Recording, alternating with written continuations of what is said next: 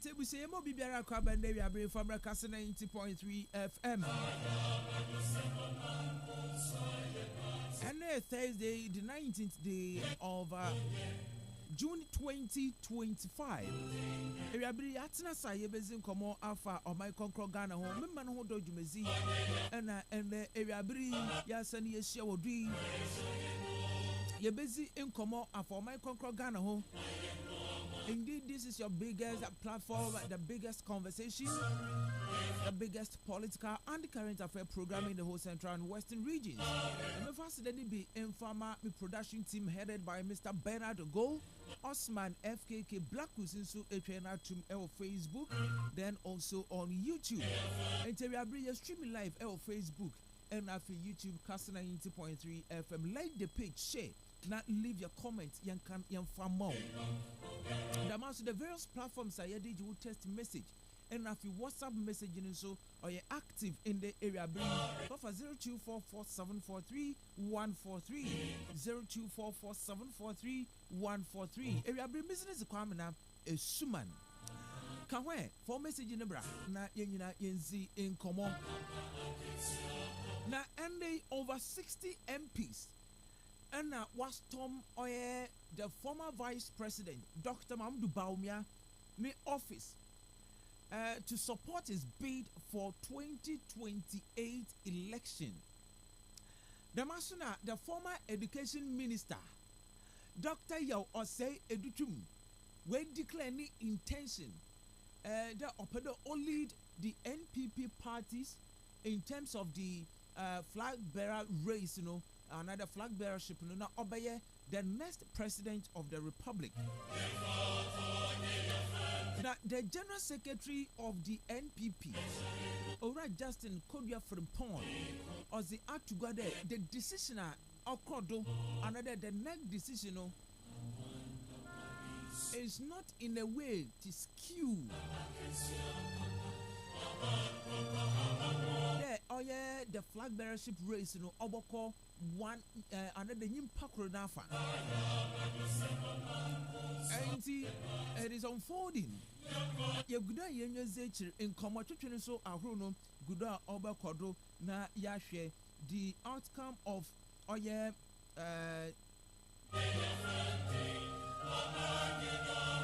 the NPP NEC meeting, the outcome of it. Yehu ora bwache jako nisa mo de able to go. I believe that you can't roof a building before the foundation. Adana is foundation and to 2 blocks. And that's it, Mirisidano.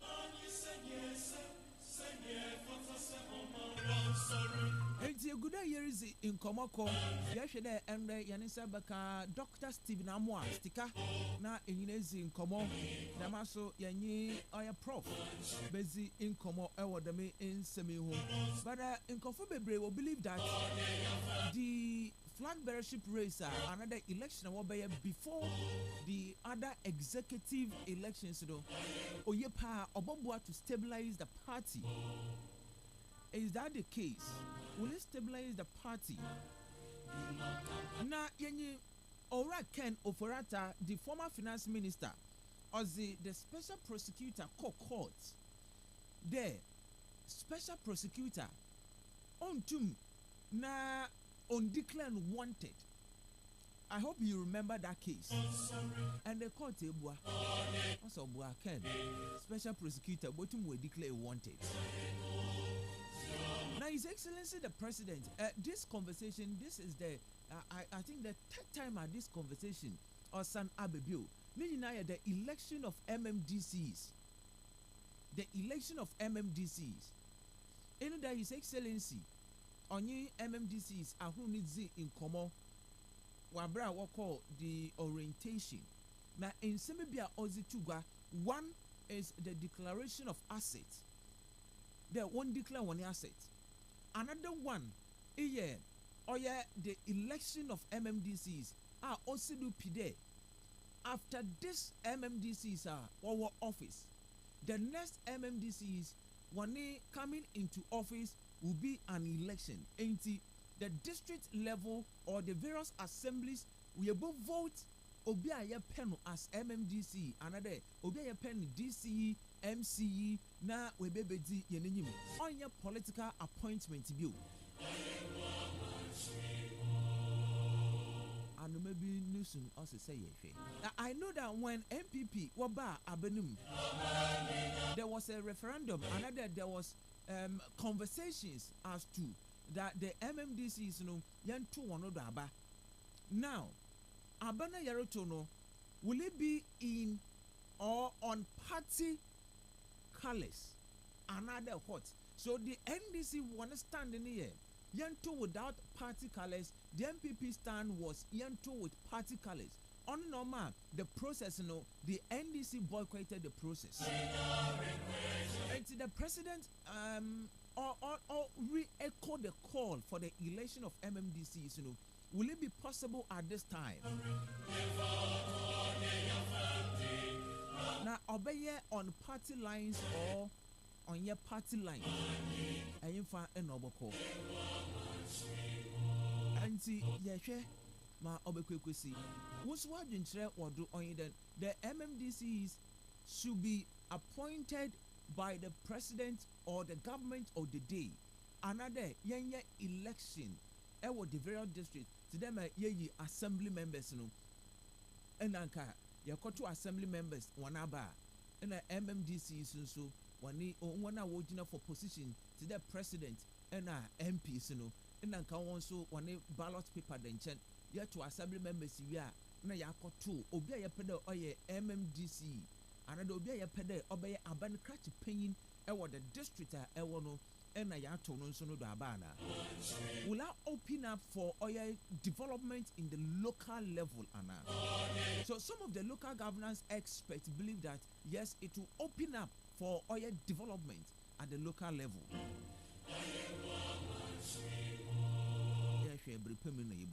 But what do you also make of these 60 MPs are Dr. Baumian office throwing their support behind me? MPP. All right, so yaboko ahumanodo you call straight to US na ye kozi enkomo. Wow, I say move. All right, so you call straight to US na ye kozi enkomo on the fallout of NPP and then 60 MPs are what call Dr. Baumia the office throwing their support behind him. Now Ghana Kali Bishop Conference was a meeting.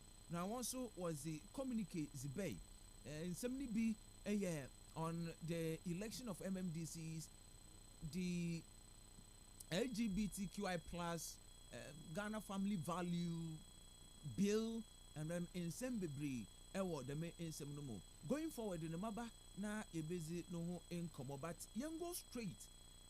Na yanyi oyimba increasing come all the way from the United States of America. Ohineba, yes, yanyi increasing income. I don't know Donald Trump nukrum. Papa, good afternoon. Yeah, good afternoon, Simon. Nyame adumo na wonso e. Nyame adumo pa. Na sisi dollar no what to aba oya na wa yeye wa onya value bi we wa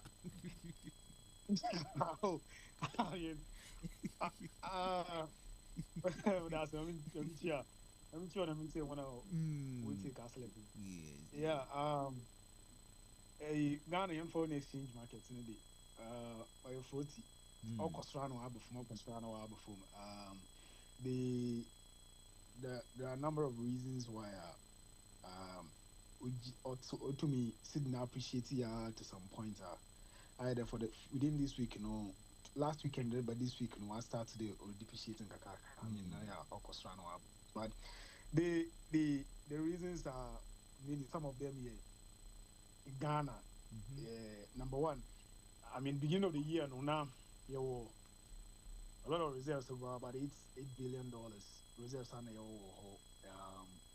and the two gold purchase program a year from And now the time by the beginning of this year, about 30 tons of gold or Bank of Ghana or the support here reserves. And again, government may good for oil program or a year. But with the gold reserve, people are coming up with an argument that if ono or make impact now, why not then Abra MPP wa abem with this bulk of gold, you want anything positive in the economy, what be free abenum then? No, you see, the truth is that young gold reserves, build the reserves, build the whole was in terms of gold and in terms of dollars. As all your capital market is that reduce the uncertainty. Uncertainty in there. On one hour to do what dollars for marketing when government no reserves all. So government reserves Rukufuma or the speculation by $1 dollars and more and 2 more cost. The reason why in yan time, dollar no or 2 years almost 15 cities. At a certain time around later part of December 2012, January, or 2 years appreciate 8 cities. Not any depreciate 13, 14 cities. January not the dollar no around 15 cities. So the way you're also a quern, or sunny benefit, and at something I know, do single get no any depreciate again. The good thing was that you reserve now at least in a certain band, not from there between 10 and 14 cities day. Now the city was ranging around that. Even the current one it is ranging around 10 and 12.5. The good thing what I'm knowing there. When I was it what dollar no? Like what kind of was a dollar? When I want to there at least if so are you within this band so you're crying your man, you're able to anticipate today, you're too baby. At least no one depreciate and Yamano we use forward for to know if you got to 12.5 or lot on about 10 because we don't need the wood 15 and if the dollar is within a certain bar, Nippon price for bottom or two on two degree because when you at least dollar is stable. So it gave us stability and at least the way you so called 2021, 2020, 2021 now dollar not so corner and yet them now as time we have been because at least Ghana reserves we gave some stability now. It took away some uncertainty. And the other aspect is that it didn't take away Inyama also America at the beginning of this year. Because time now that President Trump started already name trade tariffs and all that. Unkofu Inyama and worker in demand for the dollar in the international market because whatever Inyama and that is a big not because then Unkofu to find Yama in trade with the United States like the way I owe and on all currencies now they were doing well against the dollar because of Morocco. And now about a month ago China and America share I think in Saudi Arabia or Turkey one of them they came out with about 1 month arrangement our year and I think within this week there's another meeting that is going on between the Secretary of Trade Wahadi and some government officials in China for about one trade arrangement in Hadi. And because of that stability now, all about within the United States and China, the city is reacting. This week, no depreciate around 11 point something retail market, what on 12. So that is the way where dynamics in every. And again, at the beginning of the year, no dollar, gold, no cost our international markets. Cocoa, no cost. Into cocoa, I have 2024 no gold, cocoa, I have 2024. This year, a bit scarcity as in the Metron last year, and also war reserves. But there were so many positive things that contributed to the way not Sydney was not at the beginning of the year. And now that international markets now there only stable, no there Sydney division the card. I mean, my expectation is that I don't wish the NDC bad do. My expectation is that the city will range between at least 10 and 12 states. So that young stability, Wama and Yamano Bank content. Yeah. Obertum will gain further strength now or for a time being yejina 10 Obertum yakufom bio based on China 1 million they may free a you or no tariffs on our exports. Well, I mean, sir, them tariffs no what few tariffs no what I mean. I mean, one man market today at least America for what the tariffs to I'm not able to me with China. But the other thing too is that you nyame bia na bibia kwa etwane ni be iska. Even though there might be America for what tariffs are, if you're Ghana for about 20 American markets because your consumers for the point is that governments in Ghana ban efforts in there or pedo on my dollar no range between 10 and 13, 12.5, 13. Oh, you get damn stability now. Uncle for Fanyama now, Uncle for $1, Uncle for $1 what the Fanyama bano. Well, when you did there, say you to Yaman, you book 1 year, 1 month, 2 months, 3 months of crown based on the way a scanner is dollar is stable. You expect about Yaman in the because about to know you for no crown, not still, it is just around the same range now. So stability no here, and I think that well, governments from one gold for gold board program now, or yes, believe that is what is giving this stability. Well, I mean, I don't think so. I don't think that is the only thing and governments, even government themselves know. But of course, our politicians, or back on my ass and I had about one woman there. It's a gold board no, but still this week, see they depreciate because the bad factors are or affected the rate yes, the depreciate. I don't cry on is because of the way Iran one confusion has started. Iran, for instance, they supply about close to about 20% of crude oil. Yes. And it's because they start here, but at the $5, it's a we shoot over 70. So also the bay are pay. There, no it can also affect Yama because nobody has means that crude oil so a major part of dollars are Ghana of would demand what the crabber. So also them and I means they would demand more affect. So it's a number of factors about affecting. And my expectation is that other governments will to anticipate global markets in the yam or kodo within the global community so that you to me your buffers now you using or corner to one show and importers no for yama but I the yaman will best now as in game power. Okay. Now young room party NPP. Do you agree with the party leadership with the fallout of their meeting the communique or the Babonton about to flag bearership race, I mean, before some of the executive being elected? Well, I mean, as one, my general secretary, no arguments out. Why for National Council, since law open water abanintum. And I'm at see you today, Dr. China, National Treasurer. Yes. Dr. Jamina, no some arguments why I don't forward. But man kind of question why. General Secretary arguments on convincing, and Dr. Jamina arguments on convincing.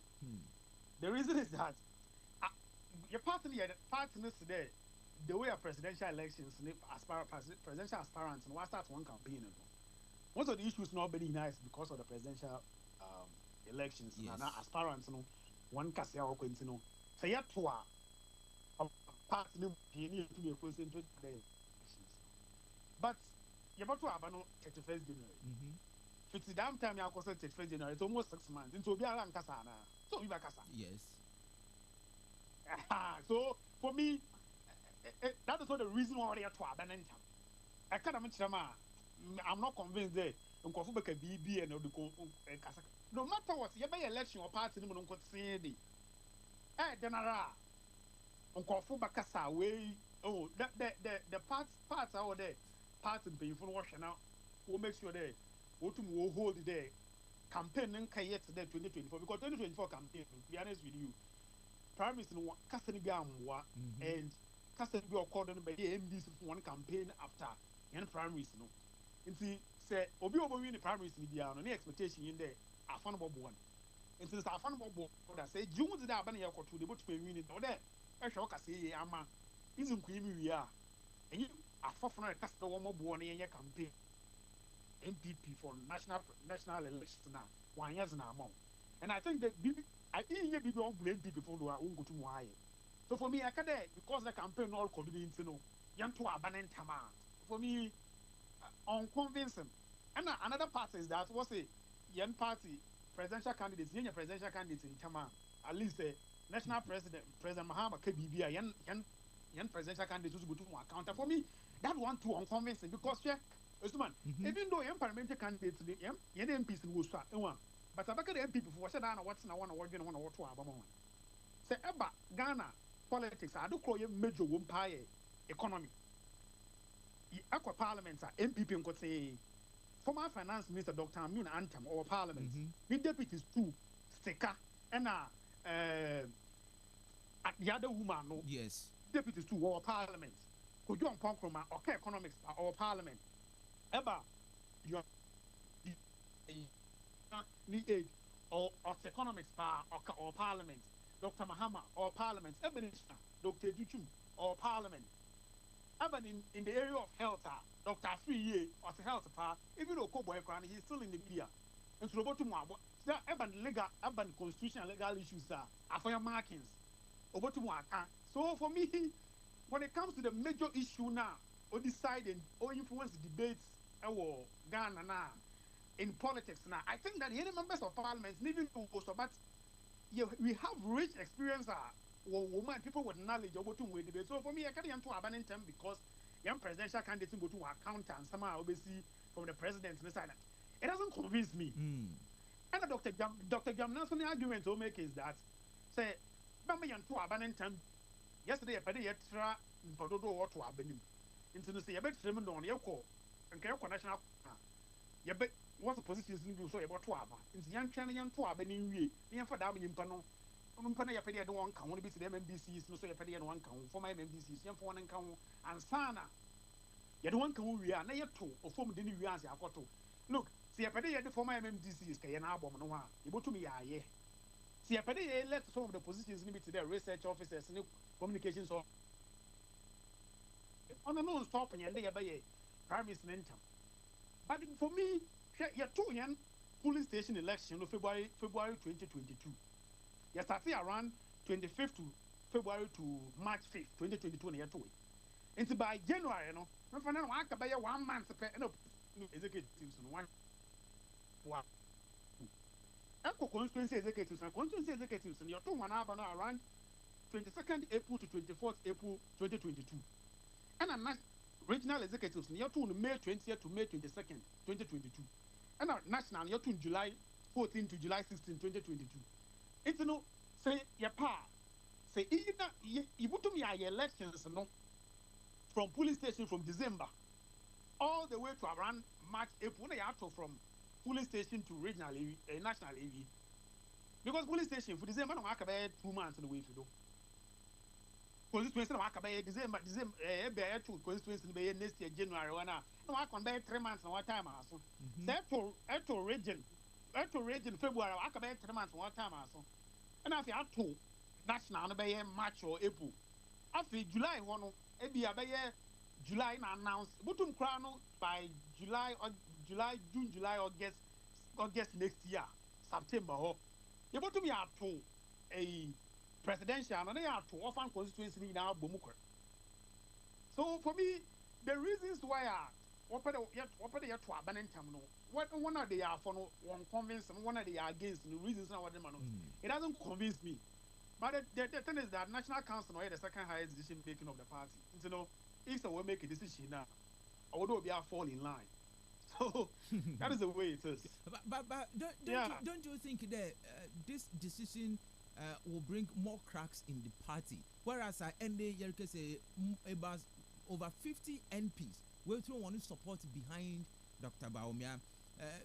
Justin Frimpong is also saying that Zawari is not to skew the Wadiama Dr. Baumia. I mean, what of other contenders are in the bidding poor you on any education where you on any on deeping the cracks more? Well, I mean, look, depending, I can't afford to for that. Because I mean, I'm asking me to say, because the reason being that the executives are all on one time a boss more. and anya crampo no right. the next executive or one so one preference or one choice. So it could be that the current executive one preference one specific candidate or peda one you say God impose a what to happen when you wanna, it means they still control Anna. Well, I mean, as well, the fact that what to Obama about 2 years ago does not mean that the same police station executives in the constituency in a region for what to Obama. I mean, look, maximum constituency KE, for example, you have got 2022 constituency elections. Now, police station executives are what two constituency officers in overseas here. You have got primaries, parliamentary primaries. Now, constituency executives will support one candidate. That candidate will dictate the candidates are now one or two one as going to execute no support. So say, hey, why didn't they be what to about this time around into the same uncofnano automatically what to abanamo? It doesn't work like that. And as a matter of fact, oh, the part yeah, people know or they yet see, although when you are telling and you when you would them, because for instance, can Japan started or any come? Yes. Can Japan started any campaign, for instance? Can Akade on what they have said Dr. Bamiodi because Professor Odubuahin numbers no yen. It's in a part now to see and President the reason why you have to President Kufuor and a President Kufuor because President Kufuor when your time and your campaign President Kufuor does so the number no yen first time no a group now. Look, can Japan kind of ask me? I mean, oh, I bet Kastle and can Japan and at the time we all NDC4 parts is dealing with the NDC banana or this one like can Japan kind of ask me on cast and money because sir, all your campaign or back can some of the favor. I don't back come by me on the Bia. I hope I should not cast a fibia NDC4 but the campaign it's but I can't back can some over favor the campaign. So for me, so kind of answer me or by a Kastle no who can the best sense on what to Abaman. As I said, Dr. Bami in the election, time the 2024. Okay, the zone was vote, but Daba. So okay. Okay, because he's from the northern part of the country, or to pull votes in Aba. Zongo votes no could pull Aba, and Damon Okoyana. So here Damon Okoy. Can a Japan will every reason overused in summer, Dr. Bami, Kaya. Dogo to am with Dunkuno when Dunkuno so that change your sense on what to Abaman. Because on all go to my. Can a Japan constituency, Lucy, parliamentary seats? Obviously, but to make a case against him, then obviously, I'm too much about frag by the crowd, constituency, to my seats, and about nature, to my G. You would have moved in for right there. What side the two lands? As I to know because I'm quite on Yas and Bonidiano, I now is one. Why a Kastle degree? Only in ya. You make sure the authority will be answer and arguing, do you feel so can I summon over to one for far to Abba. Because whether you like it or not, Dr. Barney also can summer. Another what can summer or favor one over to one winning elections. The part is that other parts, in paying from all levels, say campaigning Nakasani Biruko baby on ya main candidates, no to one supporters Nakasa. Let's say a candidate can story if 2-1 supporters, one candidates Nakasa because this time you're opposition. On suspension, a letter, petition, don't know. I never party in for best say some of the ground. And so they are suspended away and on what? Into come off one cast of boy showing you. As I said, it's no already tolerance because of Kofuba Express one. That's in some 4 hours can say, you will be also will be a back camp. What to one boy election another one favor the other person, I can as action. But you can Japan would have to explain why I say you're to Abama now. Sits no you lose no. Abba has not be able to mammy you really seats no. Abba has not talked about me and some more can 2024 before 2024 elections no. Abba has not by ya. More can one team one and this time around Abba has not back able to me aginates dampa. Want to make it because you're 2 man and 2 times in no and I am not quatrains, you have 1 quatrain. So I them. You would have to give us a reason why the party has to vote for you. So I think it's going to be a campaign of issues. Say you to from polling station now to region. Then we are say a presidential on session. Say you to say aswa. Say you to say more when in there. Party will take national council take damn decision. Or there the rank and file of the party now 1,000. party mpanyinfo to engage one no one who there ɔnyɛ ɔkwan bonding to the watch the damn decision no ɔyɛ never puma and I believe that party police station ne one or two aba no service someone when you robot too so what was saying to about to Obama candidate yeah over to Abanaman and I think on a Japan I started all campaign Dr. Baumia or any engagement why any thank you talk I just say declare one intention it's been one exploratory stage been also I tell you I start one campaign at the end of the day no obi aba convince the police station and regional and national constituency executives over to Abanamo I mean moment day to be honest I really wish that and Kebo used to old structure near that to happen but party national council Kasama waka some ways or we have to move on. Do you think electing the flag bearer early will bring stability in terms of the leadership of the party? Well, what will bring is that I mean, as for the stability there,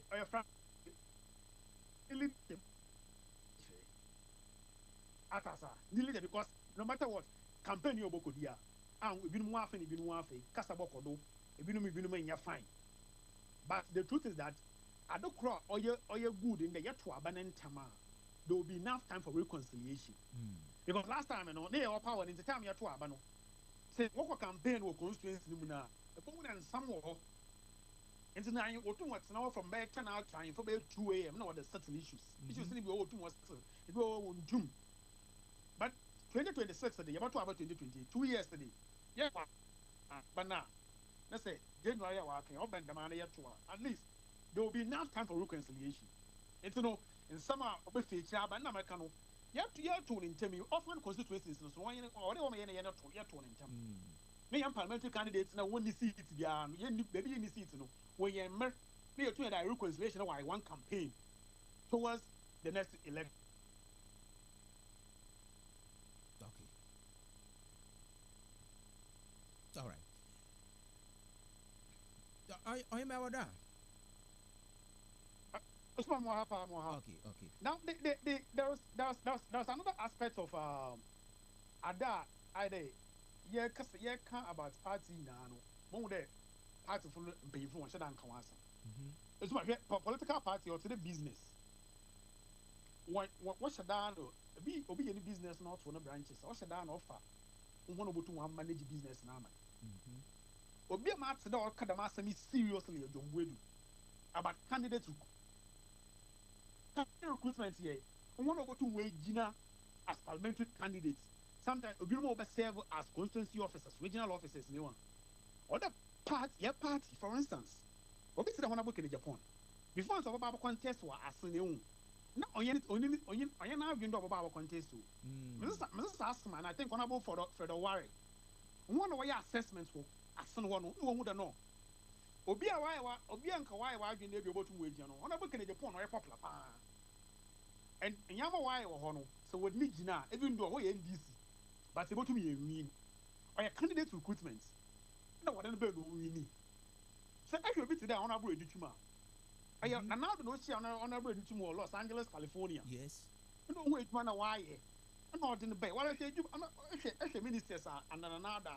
Oh, for honorable Dituma, education or one home as in the farm. You'll be yesterday, you impa. And I guess now be it now be Juma or to be a really seat. Aspect I am say a kind of party or be going to get one year at the moon because your constituency there and the dynamics.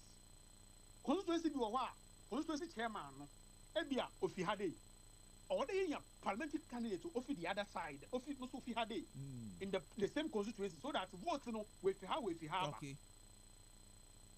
It's no say, I connect yo, or be uncontested. Yeah, a good to be in your constituency executives and one line or a fan. It's no order, young party, or young one, the way and away now. I honorable from your market and the minority leader first, and honorable because also, sir. Party is Shada and all constituency by constituency. No way in him. Now, if you win in part, or go on Nisika, but over Zin or Miam. Obviously, always ska or a popular party who said, and it's all. I do want a party one, but go to my constituency officer, or go to my patron council of party. or that will be so not a parliamentary, what to be a parliamentary candidate, what to 1 year, 40 voters are back. Now that woman, they really see it. And so they are partners since they are to a baby, you can't say one club about candidate recruitment. Or the Obegina as young parliamentary candidates, young regional constituency of party no more common. Also, there be a constituency natural. Say about what about. Oh, rallies are say, rallies are and a better no send the tone. No, I got to Bisca 100,000. Obi yell no watch and 50,000 work habits even the damn yam and win ya. Obi yellow, I find. Time na ebukwak to Bisca and other GD. It be a singer tone, I will catch 100,000. That one, I will carry ever vote on the road. And I say, yeah, podium. Yeah, for you do to musicians, back as an original about not money. Meanwhile, I will constituency. Say, it is 50,000 cities simple. Let's have a police station, Mr. For police station. A bit on tomatoes, or bit on a ongo, or bit on a wall, or big head so. I'm on 2,500. I get 50,000. About 2 hours, pay 20 ska. 2,500. About 2 hours, pay 20 ska. About 2 hours. And so, all the years of for the young party, what's the party from constituency and not a constituency? Young China election, no time of Boston. You mobilize the fans, and then you did in Yama. Probably no, it doesn't really have impact. No, you're part of full moment over for now. Sometimes you want to down with young workers, you have 1,000, 2,000. No, they do go on one while when you're on the no, that what party no. Oh, what would the power when you're she is only yet an kind of it's the way you use young party and funds in campaign. No, it has to be redirected. Said that they want to be that boy and parts of phone and yes, Kakasibiao, and Kakanka, a bow there. I go constituencies are first, no, parliamentary candidates now. Why are they? Bonipa on a book in Japan. Afonyo Martins. Who is for Bonipa? And see, there's an evidence there. The part no only for the Yedi in Sika. You direct your campaign for me. Now, Zemon for 5 years, evidence all to with the winning seats now. What when I asked there, you got an election time or no? Here the ends can I ask someone. Okay. So now no one focus there. What be candidate recruitment and other aspects, Erica, that will better help than more. Yes, they have. First, no one. What's that when you pack us home? What's that? Professor Kosibochi. No, yen this no. I have President Rollins no who are America, Northern Bay. No, but to one Bobua. What's the Professor Anderson no yen this ni? Back in your politics in Boo. Now, compare a vice chancellor will live on the wing. I will recruit in the bay. No, constituency, go on this go. But me say F for now. But if you're aligned with the MPP, say F for now. No, you offer no contest when you're not a day. Jump to do the to me. You win election now. Also, you're able to me. I am a business able to do Scarborough, partner, popular woman. You hear me say there. You don't go constituency on what parties. You for them in Pimbra. You're passing away here. It's a boom there from 19 after 92. Now, young parliament and another more when you want to know. The Ponacasta is because apart from there, all young people know. Wow, Bob baby or Castan go for Buno, Atasa. Like, oh, depending you do. Okay. It's no only you are because it's an area of Bian going to test your gun or go a popular young party move, but when you're popular within the constituency.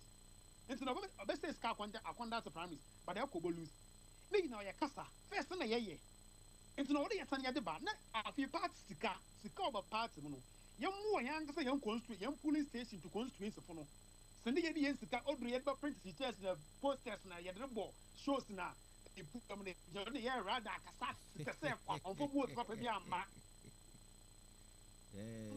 telling you, because one of the young party for the reason I want to have. What can I be on one? Yeah, she. Yeah, can master of the cowboy. And to the KSA and rallies one now. KSA and Yamaka say, and can idea show in Ano. So you start to the natural young constituencies. Then here the boy and police station for man, if one can or go in 1,000. Where a group loan here, where you are, I don't want 50,000, 20. Wabaya, Busmesi, Utsiano, Jami. Some former parliamentary system, why the man and some answer a party as near to me. And former parliamentary, why? And some answer a party into me. All the young walk on They am part of no we young can I them down no. Hey ya na ejina we show abi wa tena party ni ma ohia work to get bo ohia awanka abaka kan ho. This is one say o sisi fiani bi on from one. One from where na go dey sisi fiani okuna sisi fiani original stadium no original platform no bo nyuma na wasa no kwa. Hey ya nche wa happen. Wo happen wi abana ya ato a. Yanto we. Enso hwe MPs yanto we sisi fiani e yon fon to aba. But ko MPs and the way MPP far or quack again this for 1 seat. MPs are what's no 1 seat to do. Well, baby, I know MPP is no quite in this Cabria way. For the way of bonk or full. Oh, no, boy. I have cleared there, say a winning part or constituency leveler, police station leveler. Ma, Uncle Funya parts who don't know what would do it on phone one part of all. So we end this from too much MPP. After American, the first one only in 2006, we win over 20,000. One not a constituency, no. And to the parts, we should be interested in nurturing constituencies. Because you have to have a constituency officers for 4 years. Maybe 1 year to election, I elect the parliamentary candidate. 1 year. Banana candidate, parliamentary candidate, no. Although you do executive vote for 3 years. And years and signing your parliamentary candidate. No, start now or now back on. And so you have to pay attention to that you pay deliberately. They are very good candidates and they are not young constituencies in here. All right, but yeah, that's it. Every input, your best and I be on easy in common. Now, me, a while about Cobia. Be very clear. Okay. Be very clear there. So, that's it this afternoon. That's it. Okay. All right. Ebusia yanye oyinuba and yinizi in common on the issue of NPP, the internal party, the internal electioner, or shishe the obeye na. I mean, just from Ponkodia wakasa on this issue that even suggest and even feel there they are or try to skew to one person, that is Dr. Baumia, but also that is not the case. But we need stability in the party. That is why hopefully that the election or the oil in term. Boacheja Konzo will respond after the executive when you meeting where the fallout of it. Boacheja Konzo will respond, and the young or say editum nuswe yinenim the onya the flag bearership race in Libya oboko yehu Kennedy on the oye conk. He's going. Dr. Baumia, yahwɛ the other candidate wants to be you on Nima Waboko. So far, no, the former Vice President Ura Kennedy, then Oseya Edutum, the former Education Minister, no way you on him. The other candidate in so and Bern and Krabia and Yahweh within the NPP party.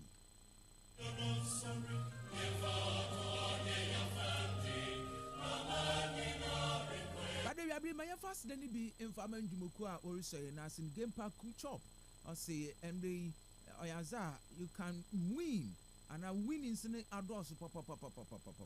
So big cash out for Game Park so far in June is 23,000 over 23,000 people and we'll win 2.5 million cities over 23,000 people and we'll win 2.5 million Ghana cities. And see what's about to me as you want to be and also I a winner. Game Park Kuchop no say pick one be the real deal. One number win sharp. So your winnings will go up from 26 times to 30 times. 26 times to 30 times. Just dial star 946 hash. Star 946. A young giddy bia. You could choose number be brain now one just one number. Oba pepo edim out the corner. Yes. I see. Just dial star 946 hash and be part of it. Anointed Engineering Services Limited or your generator expert. Now or your expert in another specialized in sales of generator repairs, rentals, and after installation. It is the forward one can see production had to go on. So that in CC and worry but I will generator papa pass which backup and through in the account for oil anointed engineering services limited call all from 5 kVA to 3,000 kVA backed by 5-year warranty. Call na anyone over 20 branches across the country. Cape Coast and our country opposite the main lorry station. Urban Republic Bank for 0248 455697 and 0243 480334. Anointed Engineering Services Limited, the generator expert. Anyway, once Robin dinner was there to Kono, or to that one, or to the winning Pibia Hunemi. Into a new day, so Onyako off. Nanyan, Abrabonko off. You cannot do anything. Internet and the 31st Herbal Clinic, our eye specialist. What's Yembi so there? A suffer from oil glaucoma, cataract of the eye, blurred vision, and a pressure. We eye pressure.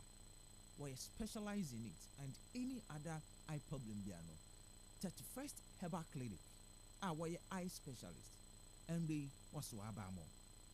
Cape Coast, Unita and Coca, one branch in the Abaha, or Ben Oya Kastle FM, close to Oya Cocoa Depot. Bankesim or School Kesim, behind the mosque. The Masona Asim for Sukrum, near Presby Church. Abuna Shedro or bypass or Inkubim, a war neighborhood one. Now, on the 31st, another 1st of July, Doc Liba or ye Cape Coast 1st July or Riba or ye Kastle FM. Freno Ewa Humedo 0559 999543. Miss Dubio 0559 999543. Na enye Doc Inzin Komo. Na Wunyano Humor Hobiano on the 1st or Riba. Na wasubishian no ontum na onhwa mfamo.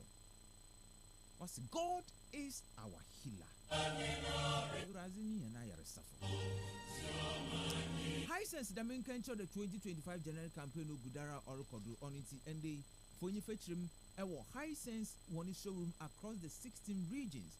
Washing machine epe, sound system, smartphone, water dispenser, microwave, blender, rice cooker, anything electronic appliances ni na bino. Phone fetchim ewo Hisense one showroom. What it's on Bonodo was the ammo.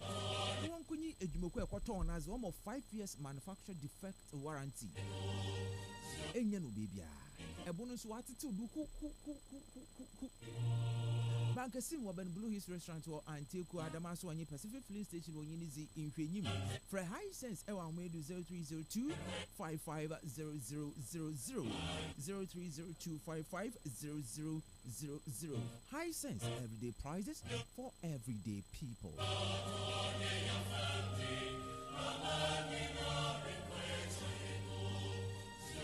All in the interviews are in Indumokui. And on the first part of the show, interviews and then the 4-ins or for Hoka. Later on, in Moku Ahubi Kaumaba, na Bebezi on Hodase, Meze Achro.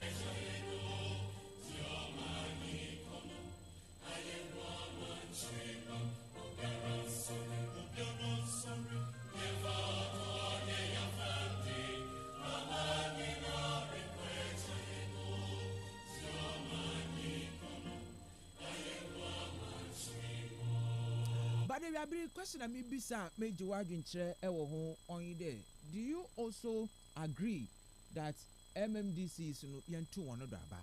Now, you're to one another. Should it be on party line? Another Obia betume yinenim aba on your party line, yan to abano or that party line. Another on your party line. MMDC is abano. Say you're to on your base on party lines another mama on your party lines in a to abano. Phone message 450244743143 0244743143. Now easy income area bri mamin kanu message bia aba. Yes, good afternoon fellow Ghanaians and my people in Cape Coast. Right now the Chinese market is not working and an Afro market too has not been completed. This has created a space for people to sell on the roadside. The same as the Atamis Library. Please, CCMA Mayor, are we going to watch the library like that for another 4 years, or it will soon be opened? Arise Cape Coast, it's me, Father at Elmina at the Naman School Gates.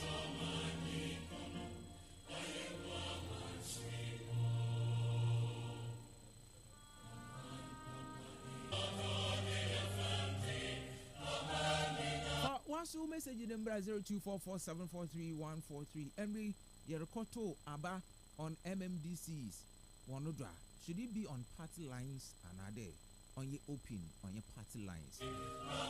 Any assembly membership, assembly member Abe also on your party but and they are to abandon in party. MPP file one candidate, NDC file one candidate, other political parties will file one candidate, even more converting. So with this argument of non-partisan or partisan, is it feasible or must stand the test of time? 0244743143.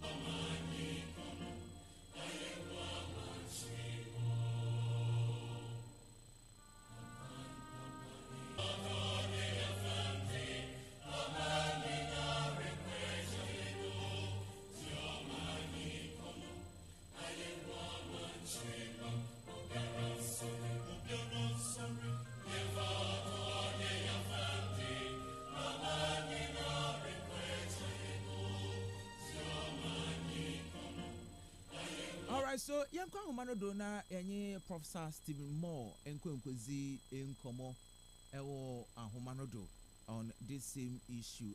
Prof, good afternoon. Good afternoon, Oh, Yamiadumo Namida was who you pa.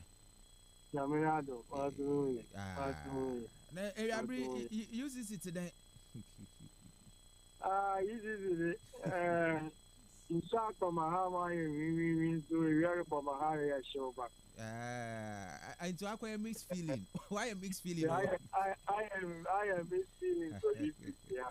But the only the College of Agriculture and Natural Sciences. Yes. One of the biggest colleges.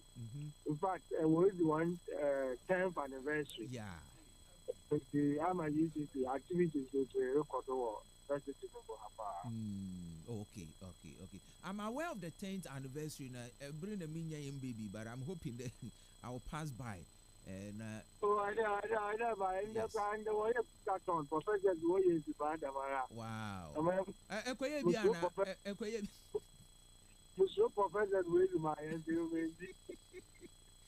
It's ready. And I want to watch it. Oh, the formula is in the Bayama. I don't know about your man. I don't it's a formula is true. All right. Yes. Yes, the MPP for on the National Executive Committee meeting our cray with the communique about some of the decisions will take key. We've gone through the proceedings. Ashum, Wacheja couldn't response or the other. You've gone through it.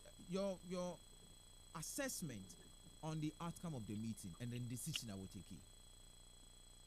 Yeah, I mean, now, you know, any moment now on Sagan,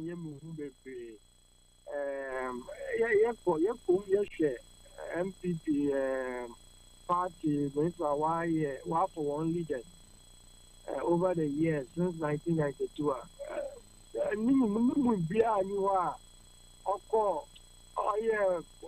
But we are now smoothly.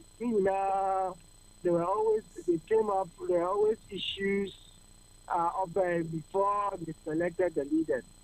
There were a lot of them. If you remember, Baumia last year, what about me? 2023. There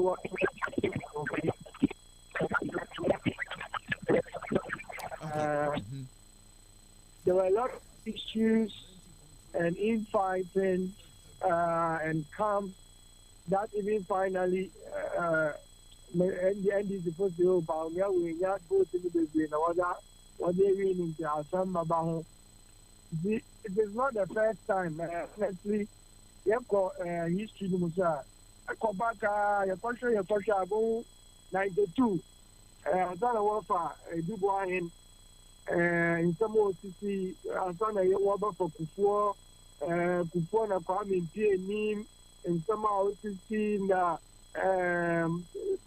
qualifications of the game. Asana Yaba for Nanado, over for Nanado, on the board for Nanado, what we were 50% in the Papa now, and Rafa for a Blaima. I am a President Nanado, Otum, Wafa Nedamaji, Tuma, and also other accusations they bring other party. Sana Yaba 2023, yeah, was about Baumia. Now, what about me? I will really, Dana, or there.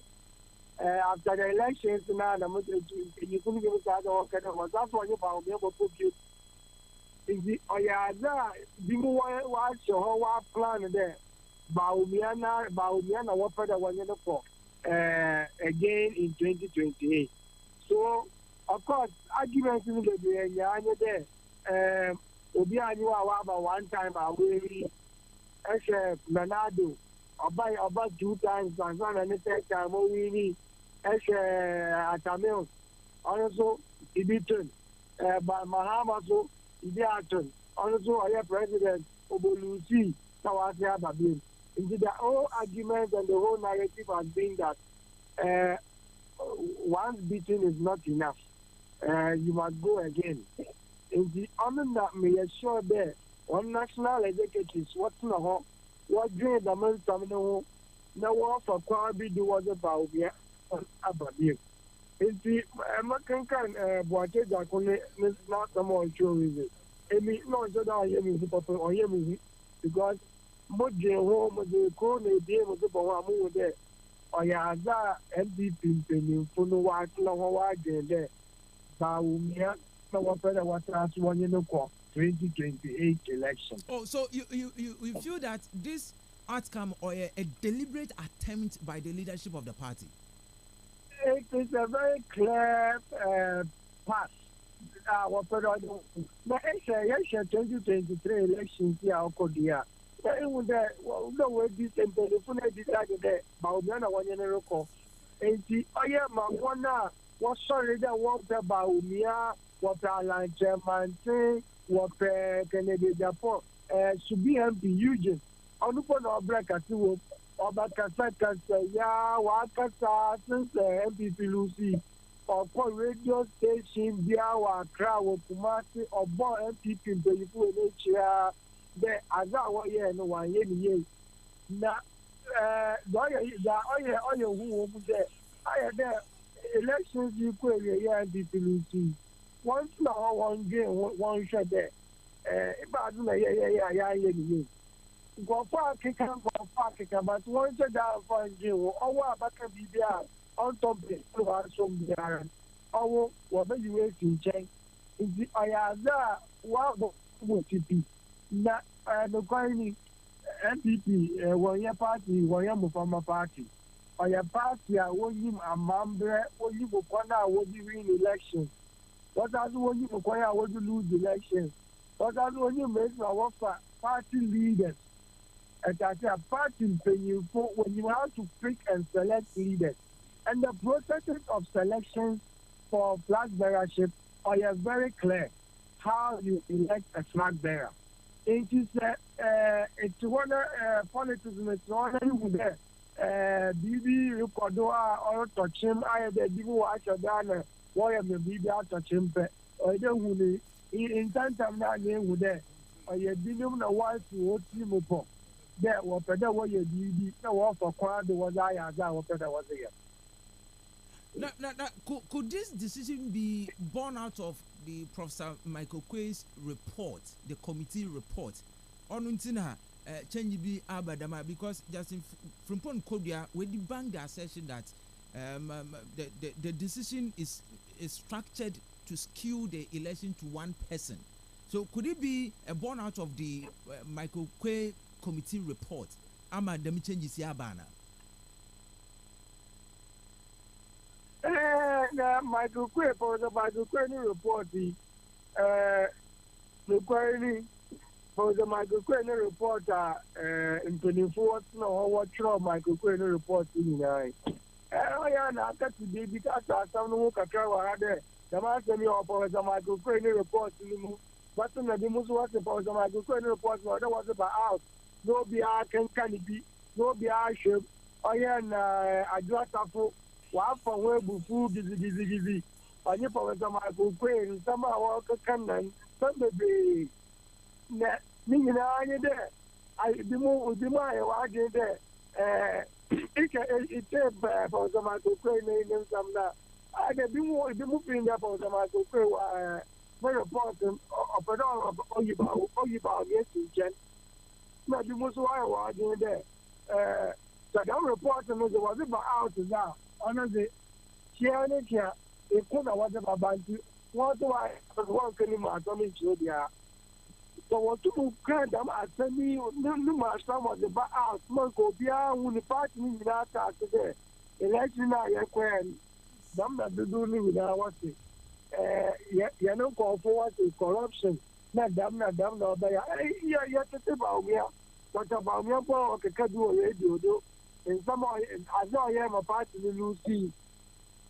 The new team, Obia Canada, Dr. Baumia can get baby, no, I can report baby, not so I can the economy and exchange rate. I'm away loose. Dr. Baumia can get baby, only our mother and corruption can't no, I am a one to Lucy. If the MPP in the MPP Lancaster, he was there. The elections in 2024 still is something they have not sat down to really consider, even among the flag bearers. Flag bearer, when I was competing for flag bearers, you know, or that's what more in our no what to walk in some no what should make my over the party back. McKay, I am Eugene MP, Subin MP, or a cadet. Party no so for the one year deal. I don't want my number, I don't know this and Yama 1 year in my Oyabobia, no but party limit. And now Obia, but you academic. I be a year, and we should be iron. I don't know a corner, so what to go for, no what to walk my party, no matter to China. That's how I got a more finance there. I don't know what I say about this. Now, if we allow for the men with a CCR for that, but they are quite sure no, some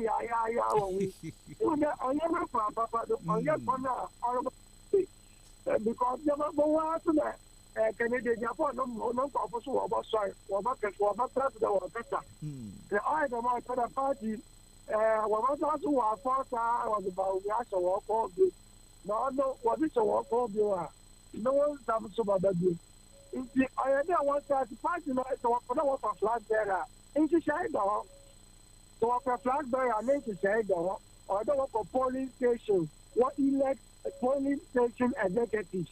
Will Yahweh elect electoral area executives? Will Yahweh elect constituency executives? Will Yahweh elect regional executives? And some regional executives won't have a national. What won't have will elect flag bearers.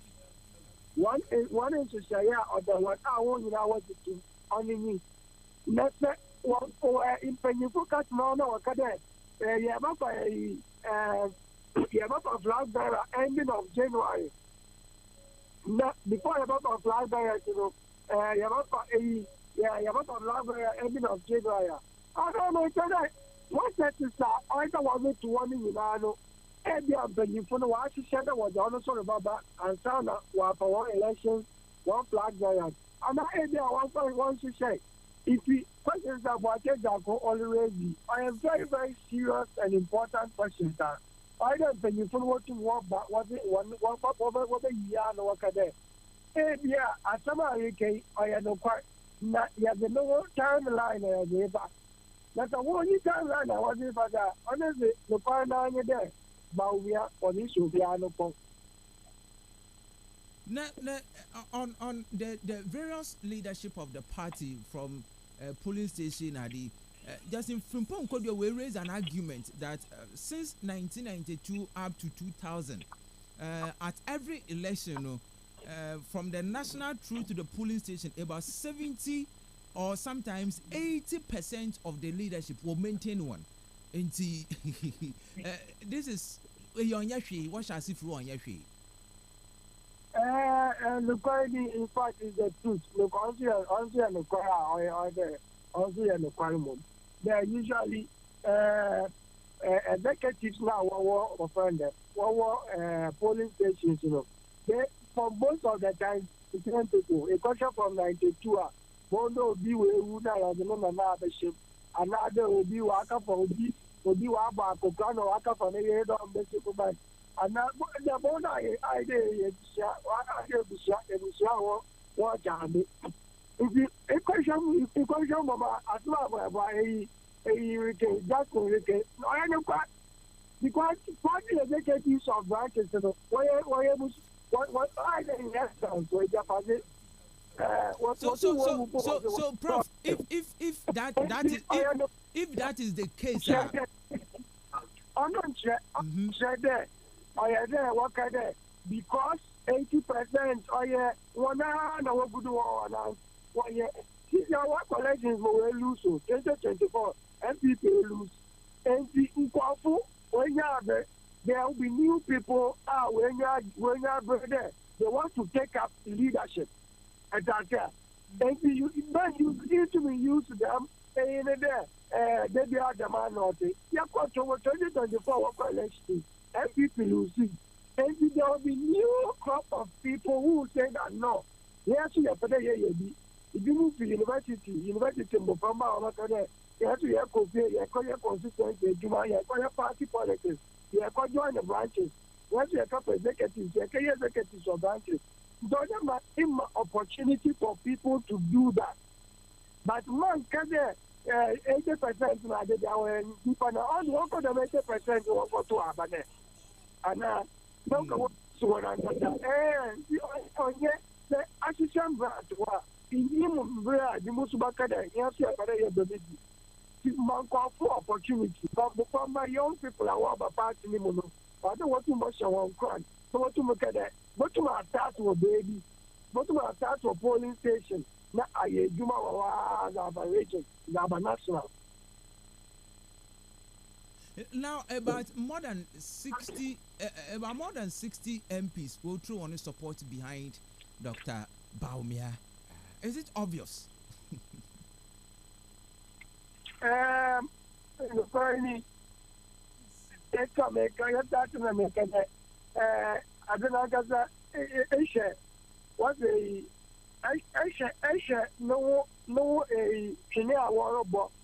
Nanka asɛ a wɔresaa de akyi a ɔyɛ dɛ wankasa tena hɔ a wotumi ka kyerɛ ho dɛ ade no wahyehyɛ ato hɔ nti ɔyɛ dɛ ɛsɛ a wɔmmere wɔ ho na ɛhwɛ last year before election na ɛbɔ wɔn na bi wɔn sɛ wɔn sack MP wɔn sack minister yi na 89 people wɔn kɛse akyi dɛ wɔ support afi bi wɔ ba a wɔsɛ obi asa support the MPs na kasa intumunka ni ye mbre our support and mbre our support onya ni wusu kotoku mutika dodo na wakachia Canada Japan sisi ano pesika bi to so mo pe ansha o to so wa again sisi a so kebi ba o me na chiro won kebi na chiro on fa o onya da wa dem bra no wa di ejuma na wa ma party no yi nipa wọn kasa wọn bọtum wọn tí wọn náà wọn ní akọ edumaki ayi dàbọ àwọn kọfíẹ wa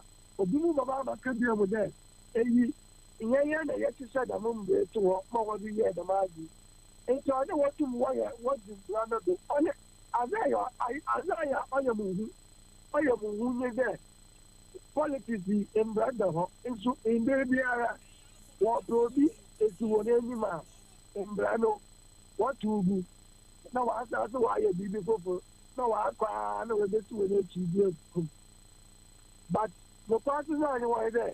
MPP one black by thing it could be anywhere. What to what you know a two amber a two amber and my business in number baby entity. If they mean in that party, why you do, why you do, oh, for ye. If you were in your range, now when you're in the when you're in the beautiful for the year. For our we can do the key, and the president, then the president, Mahama, the president. I thought you're saying, about because I don't want to say that was by it, honor and over there. If you go to now the 2020 and 2017 for over election. From there, the form in the difficulty was started to new people. Oh, yeah, I was going to do it. From there, the form with the new supported by politicians and a good over the honor before Black Bear. We have to have on a deal, I had a PPR, MPP, DPP. It don't compare the one who to I want one over for to solve the internal wranglings in the party, electing the flag bearer, will calm the whole situation. Exactly. So that's the truth. Because electing the flag bearer as early as possible usually solves a lot of cancer, a lot of defense, and a lot of problems. Implementing the MPP was what why you are in there. It's about what happened there. So the 2026 January. The Ubu Ahamo. By 2027 January, no value. Okay. How you put over book? Oh, yeah, there, by 2027 December 31st. No one away before you are agree. The 2028, but be attacked. To be a sort of people argue who make no was about that forget. I'm into the one at the Mazi. Why and time? No one about me to be on the corridor. So oh yeah, 2 years away. I know importantly the Babo. Now I suppose about joining the party in no one for elections 2028. Oh no, yeah, go good away. Oh, okay. Prof, Yanasi, but Maminya would take just a minute on the election of MMDCs. Should it be on party line or non-party line? Any MMDC, the best would be to make it non-party, more neutral. Of course, today we have electoral areas, election or neutral. But in baby, for one, I thought the party for now. What I do, why I focus now on why to you. But I'm not sure there. By the way, MMDC, also on party line. And we may use that way non-party lines. About woman called the Abem. Although our opinion, one that the ball was for who you will for show what's an idea. This man for food in Como, this man I was a man. I want to get you a letter to more, about 2 hours. Also, your party so, when your party so. I'm taking on that honorable command. In one commander, one your party for, and I want your party so. If you want, if you'll be able to pass about for more, the impact will be around the votes. If you don't have MBC, no, no way. Or you're strictly on party line. But the district level election, that is the assembly membership one election, or non-partisan. On paper, it's non-partisan, but on reality, the political parties, even candidates of Babu Kwampono, were converting within the political party, and some were present to the public. So I know. Yes. I can honestly make it. I don't know, he and the party line on all your different. Although, people to my party on your bar, but the non party line now, you give everybody, you give others the opportunity to compete. As I said, MPC, we do it like that parties can compete, independent candidates can also compete. And they agree, we have to compete. Of course, party for now, because I'm also because MPP. On a different, there will be but I think to be a non-partisan fact that individuals can go and compete based on their strength. Although those are independent candidates, if I appear on the party line, then we are going to create another issue of independent candidates. And the non-party lines it's better for the society. It's better because it removes too many partisans on all bases of the election. It's not easy. In Colombia, non-partisan, fact that today, electoral areas, the electoral areas are non-partisan. And so still, Obia, Kotua, and before, about I'm people, or what I'm people. But I don't say the electoral area election so partisan. At least it creates opportunity for independent party, independent members. The question baby electoral area, the question baby. But would I compare one what one two party what two more there. And you want to area watch what the meetings, what is again, what church and some come up of who they will vote for tax people independent of whether your party or not your party. Prof, you're not saying we are free. It's your basic common. That's even free. Yeah, everyone. You what to win the fire? Yeah, that's it.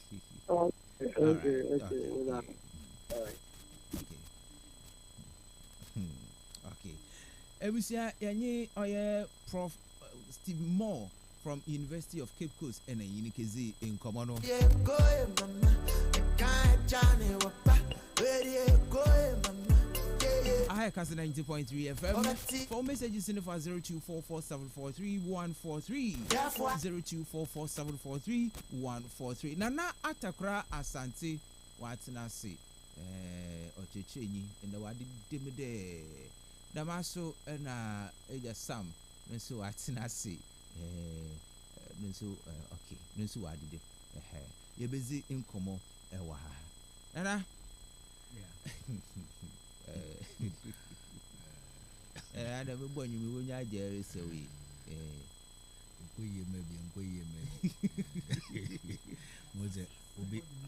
most will be Shesuta. Will be I swear they don't know.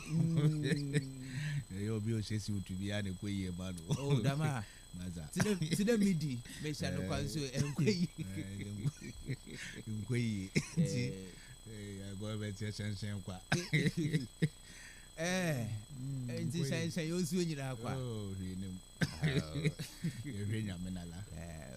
Major the Bibiabo. Oh, yes, I don't. Yes, today. Oh, by the other room, Bibia Boko.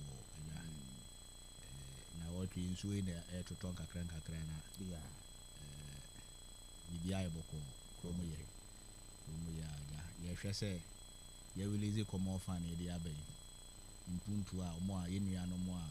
Here Puntu or Munkrumono. This is any other men's awardee or better chairman, Edru Biana so. Na MP so, Wabon Humade non so, while Lobby Biaba Bekeka. Yapaya, a kid, Quamana, and Koye, a quite dear. Yamas or no, a Opapacrum was able to Mopaning, Amos Malquine. Yenchi atiefo na menchi ama hemfa kese ya wo e ki okaka bia dan no na menchia okatachi amemfi asebu atrankonya na amintimi na no otu na menchia na amua a otodo awotwe justice free blight mensa and then 3 days in a vetting onya ne da and 3 days and da bia and then 3 days okay okay the way I say in fact it be more sunya de in fact manager me na botrate here in interview na me at the point okay na won say ek yakopon shrine was say amos many our yabra say we kwa market say this year now ultimately arise to that level. In fact, many age. Already I told some can do chew we are prepared. They had an engine so kind. I got also on you do it. Yada more or more quarter and echi. More when ya be more nebimunya domo beko. But Jawa Nitria accreditation and farm madam baby. Yeah, based on Yakono, Nina, Yampai Botte, the Obibia say, Menchia MP. In fact, I'm said down there, you may buy Hameka said, MP, or my echo carte saw the be war on Senior Mayor community and Abraham Secondary School, and so Munsu send me a problem. Nti ya campaign ya promise o mo say na meboa me yewinia ye beboa mo manya nsu nti ya ye mechanized borehole ama Abraham Secondary School nsunya me ye fo nso mo nya o mo de but aka ene man kakra bi e be ye wo ho the case of nsunya me ye de no polytank na contractor and this issue ni sha nti ono ne ye ne ka se won sesa na o wi a o de meter e so o man personal meter nsuo ne personal meter because untimi fan koto meter bi so man no so all right intua ya na chese no so akwa fe nti say no ne ye o enche party for ni nyina so ye ko ye ne mu naja menu akwasi nkroma black abna solomon abeka yo sen kwa mesasha okay e no mo maka nyina ye chere mo na area all right sam ato akwaba oye na bibi aboko me na dum ta oze that they say first can touch say koyi eze koyi nya me shire na yankopɔn na meda ase dɛ man dɛ wama nyimpa de sinye hu dɛ akohwi mfombu mu ndɛ ɛkɔ social media hu dɛ atakora no wɔn ho kye wɔn paa mebe kɔtakora bɛkɔ anka those times no hu dɛ traffic ajam paa ɔdɛmu dɛm ana wɔdze ma bi sɛ wa clear wɔn a wɔtɔ na azɛ wɔn no ntine bucket na nyimo go but until the first no men kan wona wo go to na ade cars market menu cars funnem won to hwe kemim de ja wose sisi adakuni atakwanum na wode nam studios wose 10 cities a 1 city so won to hwe se una na kana no se da ade be shem no common fa na aba nti time ye ka cha won da man start spending no na yen da kohwi nti na yanko na ni nche na mpeda mzima yanko pana aye na afamdi but waka Israel and Iran war the ones was baba kan yeah hope that onya much effect obenya to wajunu atuka amne obenya obenya inyo nti nna oma ka de yanko pan ama atakonu wehu de akufisam umfombu man okay politics ye baka na mum saade no beke to wia na ebo hu moti me da se nti nyankopon de oya nti be am compose am so karma is really rare yes nti ade bi wona ye ka de bi am mo to wona e me guide mu metina wona me ye mama nya sama me ye careful so all to na odem steady obenden motum mum be jana man kan ye no yenkika ma na enfo huntu nkofo do na won to aba mam ni wi a mungwan ada se okay nti nyama de nyame na adom nko kiten mo ti bi ekoye ba danu na menya atakore kasa de eki one road in fact nti won bom wadi na se waka to so do nsu a entra waka to so do so for road some in fact road ni di me jizi de na renyim de eki one of the nyama I don't know the last time I listened to the MP for Cape Coast North. No, the MPs, Abana Monkonda, one far 10 kilometers of roads within their constituency. I Ikedia no yebeye abrodu nkwa township no from station ho to 30 junction for hospital ho na de ko na we are yehwe ada abekrampa junction to abekrampa na say amosima road no eno na ye gusu aja consultation aye ko so na ya hwe say betimi one year bi keka abrodu nkwa towns as the district capital who deserve good roads.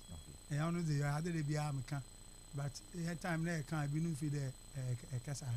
But I must imagine a funny a training road in one coat. I mean, yes, we won't quote and put that. And Sabah Camp Jansen do we will be that. At least one shall must make a class. I might say, Eric downtown, we are not today. I will boy, I tell you, say, everybody for one small soon. Over try to carry. Uncle Yakubu Mechiawe, a Guasi station chief driver Yakubu. No, or Buncheka be. Now, Guamina said, old people not say now for who should have the idea who may see Mumina or Marco Bruce or who's control. One should know what you need. All right, Membaco in a Mincha, Kastle FM, all right. Mincha Wangasani, a Blacku, and I mentioned a go, and that's my water Russian office. Mincha, Mamma Minia paying Francis A. J. Kudonko. All right. CMPP, a man you kumba team. Then my last week, Mekano, is Oya Menpia. Contest in the Yaboko. Contest in the Oya contest in the Woods in Italy. No, what if you saw his son, and now if you are so fumpo, some Moko contest. Also in secretary Yaboko. Okay. Until Mincha and Mincha about and pass a raffle. All right. Now, Menkan Chatter, Column Day. One will pay me the assembly to be adding in a him. Tell him with a mom pro. Ankata, Namin Fanny Crency. What is the Woofy Assam? Okay. Yeah, I think I had in Poo. And this is why today in Church, Munera, and he has the Romano. One was one woman that nothing meeting a quay, and this is fun could be. Into Master one. Ebia within you know, and this is for woman. What has ye? Oh, in any ideology, one tassy. And if you had the Bibia and society, changes the man or bear my NPP, abandoned all the police executive what to have. He started here to have from a 2012 Ribano. And now presidential in Tubi. Into our reforms. As ye could about baby until reforms you could do hockey until on ya the full bottom top or down top or your system define how you want it to happen. You entire end is look at the part Gary bed members. I want to have a Charles Walker needing fee one register. We are working the all reverse. I think one area you bring it. BBA baby, I want ne do's and don'ts as advantages, one disadvantages. I don't know, actually the positive side, you know. And this is something I was about. And in as party people, you constitution, you know, on allow this. But next month, you go conference for constitution amendment. And you know, say general secretary. I don't know one train one clear. No, say general secretary. Nika say na. I say, we expect. The only thing was CNP because what the party constitution allow date about to presidential, ano party name no national council no me date. Into honor the bia you won sheka, but the number of delegates about to presidential whatever it is no ni nyina is subject to conference next month 19th ewo Lagos Sports Stadium. Into ye ko hoye ba e na feed them nyamenya nti won say abote wala But we take a decision on the approach of the election. And see what corner the amendment or whatsoever will you come back and then change it again? Change what? The date now? No, not I'm not talking about the date. But the approach to the election. Presidential now. No. Within the leadership of the party from down to top. Yes. See, every moment in a decision or did take at the hand the situation. I told him now, when you would say, do you know and this is what I say tell the here? Because whatever is happening in MPP, no, it's the advantage. When you would say, he said, last 2 weeks, my baby, I'm a catcher, the party, no match. But imagine if I can phone, go to social media every now and then. Party nanga say yellow. nti hazo de mo kono ba no abaze enya flag bearership nti yetu mo fi owia abaku bi na ko your interest will now go down nti yekoto abani nyina yiwie na se yeba na ya ato yeyi Kennedy ana yeyi Baumia yeyi Brancha whoever ye be yi no nkafo na waka no we interest when as koku biem say yan ndam I'm telling you the polling station election yampo that interest no will affect the polling station election because we be able to afraid the member about to abaman so we kill that thing oh yeah novel and when I want to ask I don't know but that is the best thing as we speak party nangas already you get 88 parliament 60 more than 60 of them wait to want to support no normal president Kufuor time we see president Kufuor time we see it's normal these things are normal atakwa no mo be what the president Mahama into normal but I'm mentioning that the state party no see no it doesn't call for this fight into same in fact for the first time I able opposition when the MPP party in inform no what we take good decision because remember habia I'm your home se me ba ha bia mokwa enta ba bu na meje de me chiche me kan sem bi was asem bo ekebo wie ne po na we wi na afa ba me the same party nti yakoto primaries ni wie whoever bu win no oya no na se do ba kan na abum nti awo na support another candidate no what we wie nti aba asem bi na e woka unless obi on party ni ye and I don't put up betim dem ye pain alanchamati no ye do you walk off it's better dey bako than they betinum never can they say and oba na party ni je number so nyubezi nti ahwe pain na nti good decision o take mo lo kodo no ntum nti ato no okoni baby but since anu interest ni nyina ye obi fi Kennedy na odoko obi se ba me eti to the stand there ihe ankasa nsam ahoze na o de ye zu kwata kronom no ye zu kun ya hu nya ye zu kun ye I'm telling you I should ko some social media poster ye ni perceive followers in pain free there last time I catch one we Akufuor ntan wudidi me mo mba ho yen wudidi me mo wale ya na se wase da emi sama we mbe hyehyew engine did that me queen the last election internal fighting the me queen no occurred the NPP at the last election it's the same thing internet better they ever kill that in time already our opposition as I say and this government last time catch it is still enjoying that goodwill abani oye bibi no ye kra na e ka Ghana fu binum won pede be ka won enjoy good one no until this the time onye dey ye kwen ho this the time won dey yetena ase na ye hweko na e be for nti mpanfu da abado okay ya chance ehun there flag bearership no odi nchichemi reba nti okay the man e be kwa the man first nti constitution amendment wo ha what kwa akoye and I believe in myself that about 60% or 70% of MPP for that conference and they are going to vote for this amendment. Sunday, when we open up, was the former constituency officer, including myself, who will have that voting right. On obi them acrimony nephew, elections are. Most of the times, you know, about voting right and paying me trouble, me paying the binti, and all about. Iluso, you have the voting right for parliamentary primaries and president primaries. Into Obanama, I couldn't provide it. Or I don't know, no be officer.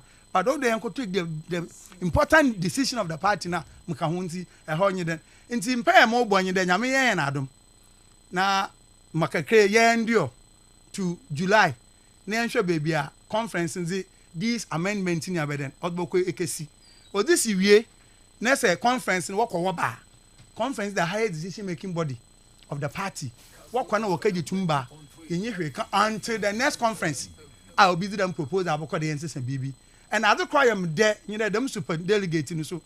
Obi na propose, and of which I'm propose, I'm the quite no come. There, super delegate, no, the for to be annual. At that time, I was a bear no. In the polling station, executive and to have any. But since I am party in the sharp, I and two beer. Then all day, so 100 in Pobiamla. Yeah, to answer first and second, will be 50% plus one. And the aqua second round.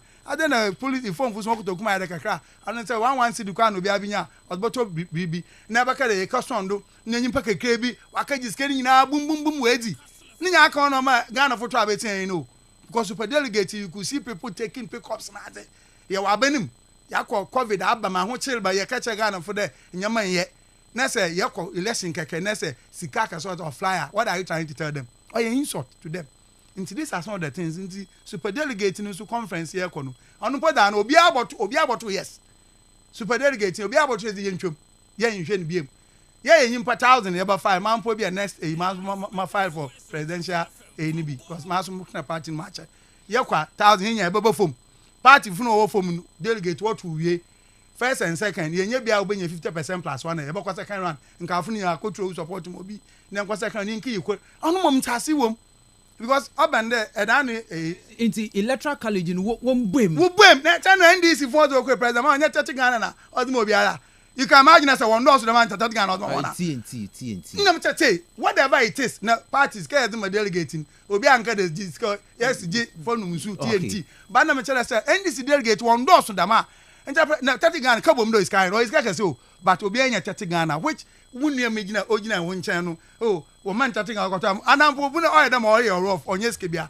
that is it ata say nti wo do wo gbem from 92 I imagine from 92 the base in the former constituency officer regional officer national officer bia odo about to the key presidential parliamentary we and to be nya yenko interne ho na muso new office wo bia ma okodu bia manyi interest because I don't know the decision ma take me nti or something new or whatever na one boom free or a polling station another one boom free constituency polling station na nkasa si and where 5 proposal about the polling station from 7 electoral area no where 1 nyimpa ko na coordinator proposal about them from 5 so we are going to have 5 executive committee members of electoral area bia in a polling station about 7 or proposal here and sana yeba constituencies there has been other positions bia research and elections was yen to yema obi oba election affairs na research is on concentrated research and the communication deputy nya oboto ho aba so there are a lot of things work akaka ho asem but as compare them kan am di wi there intase ya me menya bia me nezi nkomo mpamfu ya wa achire ma achire so da not that then I don't see one where a top bottom approaching there's nothing like that one some you there yeba you bottom polling station because proposals no polling former police executives in come into about 2 polling station na yenya 7 yenya 7 ni wia yen 2 electoral area coordinators you go straight to presidential primaries and that is where proposal about there former constituency officers all regional officers all former national officers former MPs former DCEs former ministers deputy ministers CEOs no one fan kan proposal no one fan kan but so what was back on a conference decision. So all this aiding you have that large number. It is a key presidential. You presidential anywhere. We will come back to coordinators. Now, the next step after polling station, you have a way you constituency and national executives. Into them elections in your book, interest be and you were there. Me were Kennedy, me were Baumia, into you were Baumi, were Kennedy in Tabaya Tono, or there acrimony and I could be no. Ye the Mazin if you. Then you or influence the executive election now. Oh, you was already know there's one flag bearer, and I need duty to bring the party together. At the end of the day, know what is going to happen. You can expect some minor those things or you know or Kennedy into young Truman those kind of. But at the end of the day, oh yet to them ma, yeji voting near that to Obama upen you know. When you a position near that kaya BB or swan.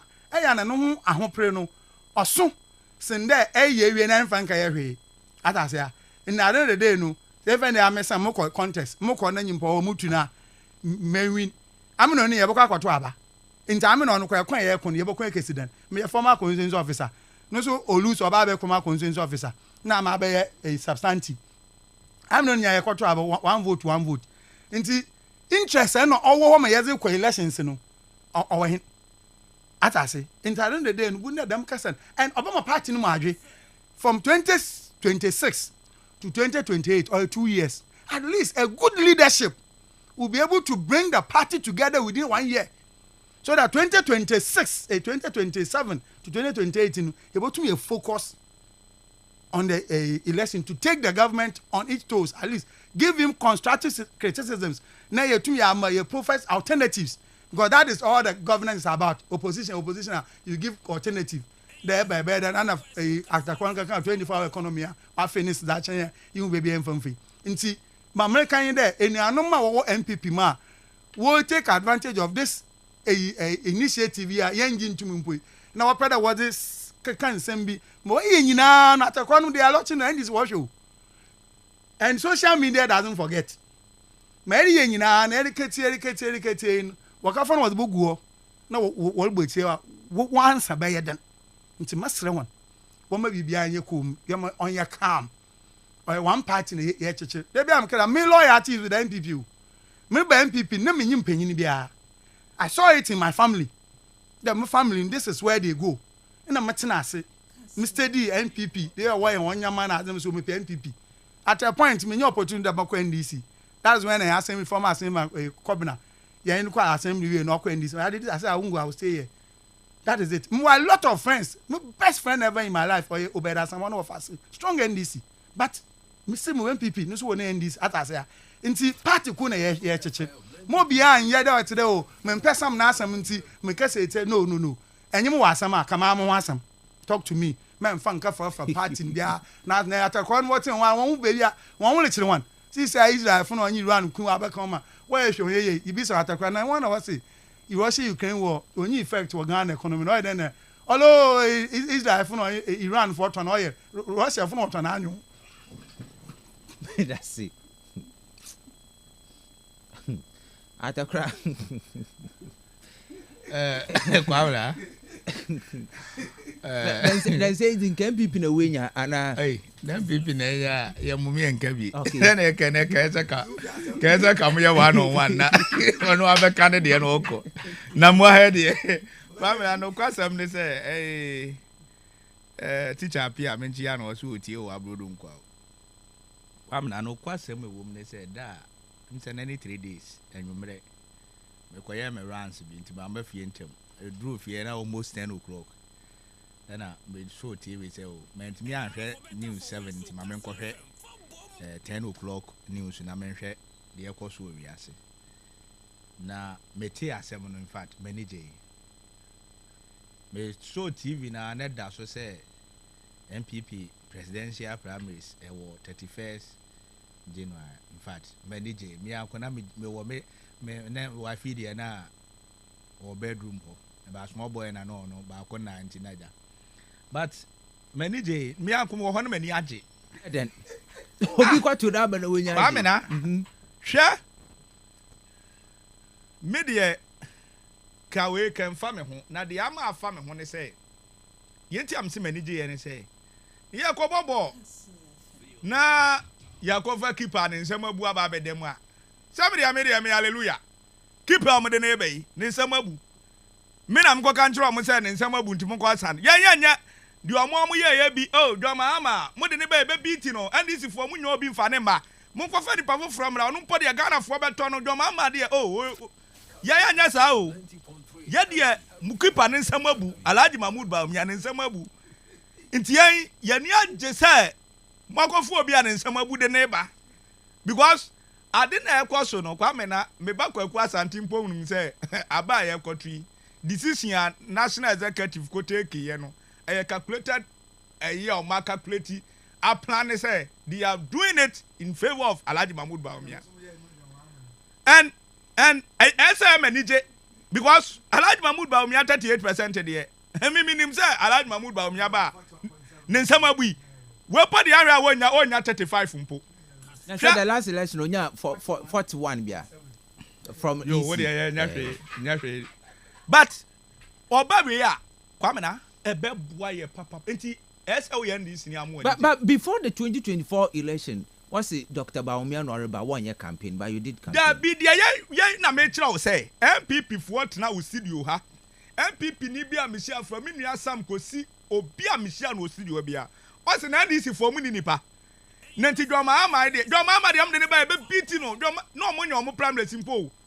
Dwoma ama na eba de anya match enya say o mo keka ansam na e ka trom say yan de ye player de ne ba no na make say me MPP for de ani bi medium nim so am keeper ne nsam abu Alhaji Mahmood Bawumia ne nsam abu nti bob ye no obetun asom bob ye be kopo nim straight nti me aya me de because kwamena ye tie me ye calculation kakra wo mitiri mu a math kakra me nim kakra no we are talking about 17 constituency executive across the country, you know, you're about 202 times 260, you know. We are talking about 4,600 delegates. Yeah, well, region for minimum about 10.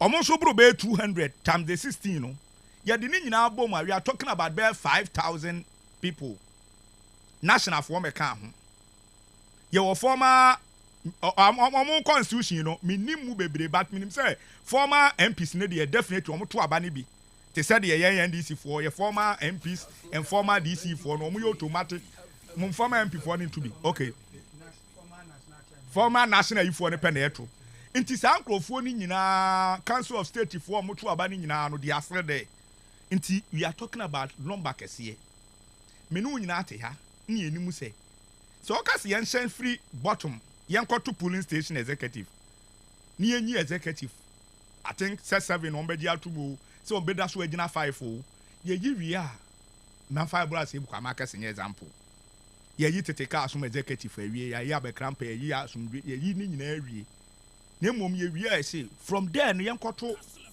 presidential 31st May until tell say from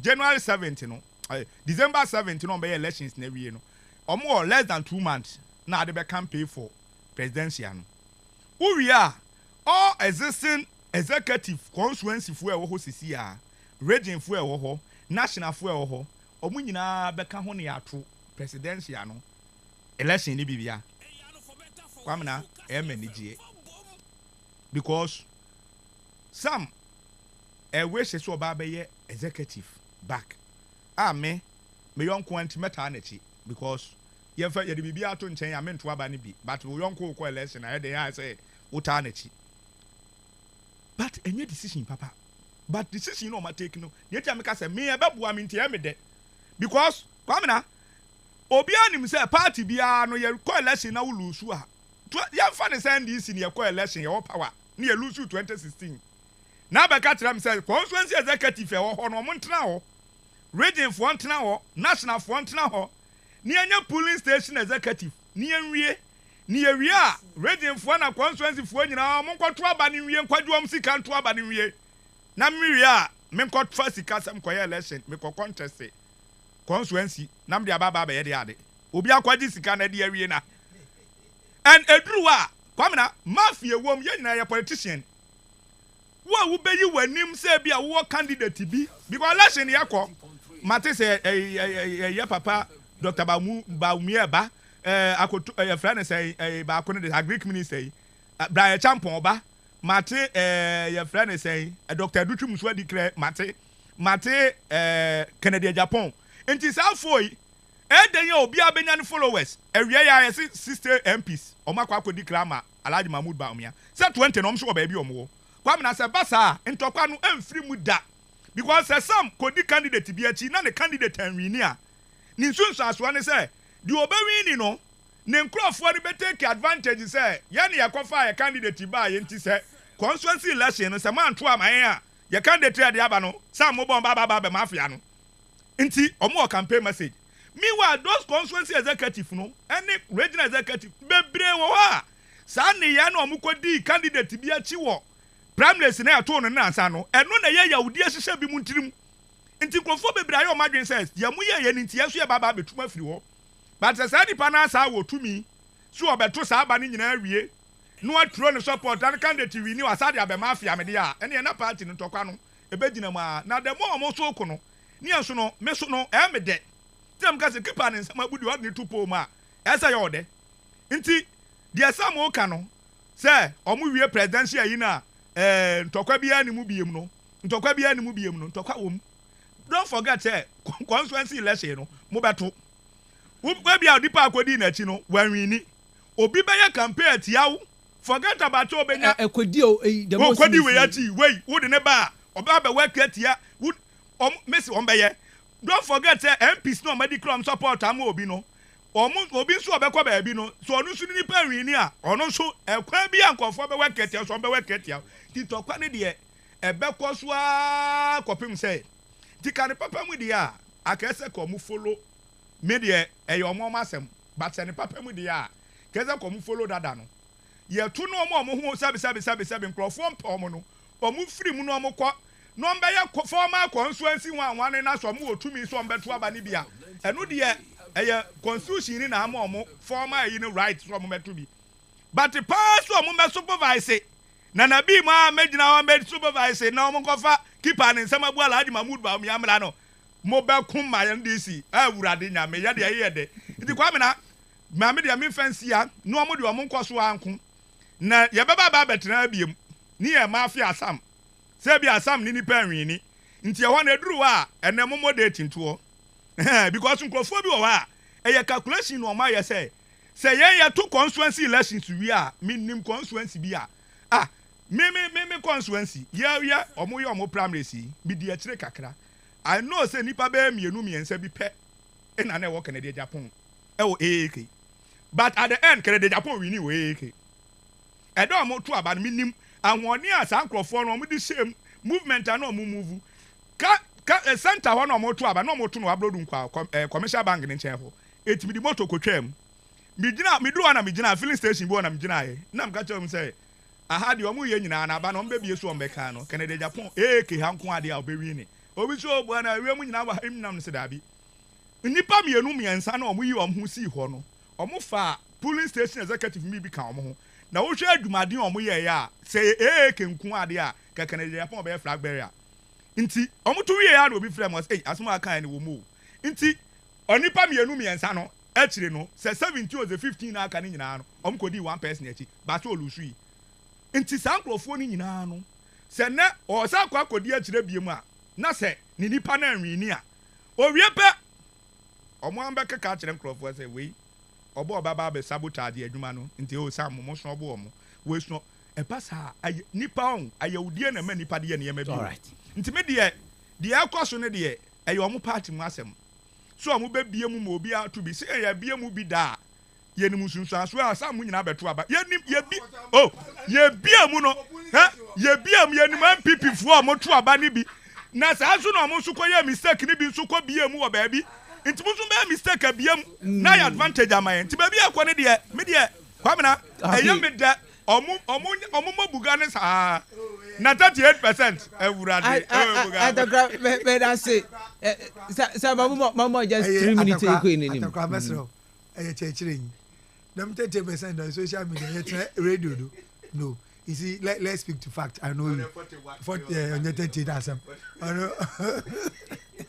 I took camera I am do the atakwa na aka asem anyway na so the same thing o si ni yinki yen flag bearer o keeper ni se me bu o si ni yinki yen flag bearer mpo na yes your mama dey oba e bi che so yin flag bearer wo bia it was because constitutionally President Mama we you but etoto message sereba the keeper ni se me bu fine me keeper bi a always injury but if bench by the penalties or penalties straight and see whoever I can ask them as we sit here nimpa about almost 6 MPP in the way because may read community Japan so okay ne right up then also obaba Boacheja Akoroko educhum loko offend Kennedy Baumia na offend Brian Chempon also oroko nti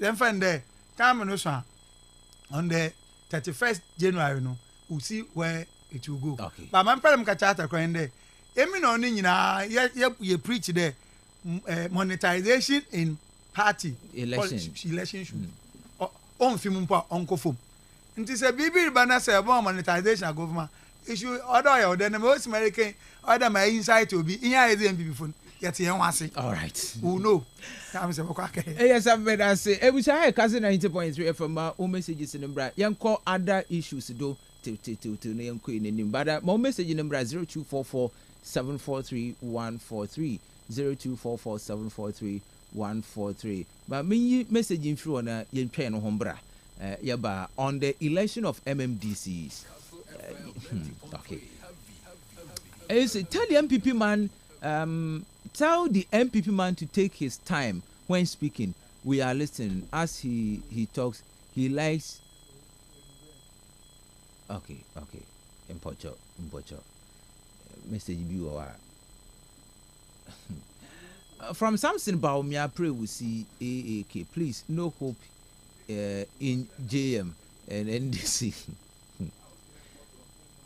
all right yɛtwɛn no aba yɛba yɛdze message nkɛn no bɔkyeɛ do nkɔmmɔ nkɛn no bɔkyeɛ do ama aha yɛ Kastle 90.3 FM meba sisi a Say donut, donut, donut, donut. Hey, donut, donut, donut, donut. Donut, donut. Yen kong koton donut. Donut, donut. Malaria super donut. Everybody follow not sa malaria. A 3D till donut now. Won't malaria chill. Won't popo. What really do? I want the donut. Donut. Adabako. Donut.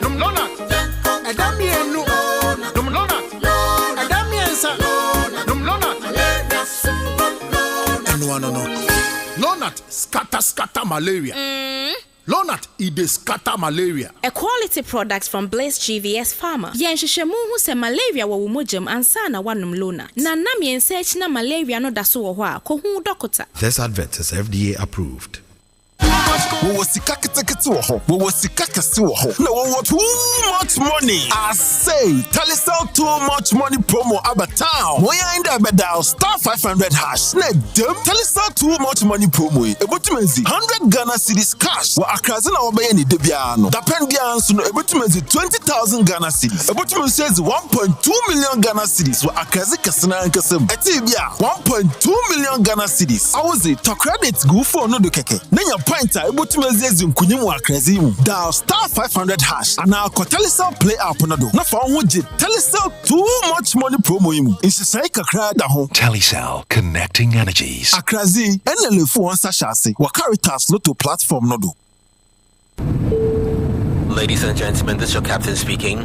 Welcome aboard on our journey to crown Ghana's aviator legend exclusively with Betway. Please engage flight mode on Aviator and take advantage of our guaranteed free flight service daily until the 30th of June. You'll be offered a shot at a sky-high 500,000 Ghana cedis cash prize. And also, please ensure your seatbelts are fastened and you've braced yourself to get way more at betway.com.gh. Thank you for choosing Betway's Aviator Legends, and we hope you have a pleasant flight. Terms and conditions apply. Regulated by the Gaming Commission of Ghana. Bet the responsible way. Betway. Get way more.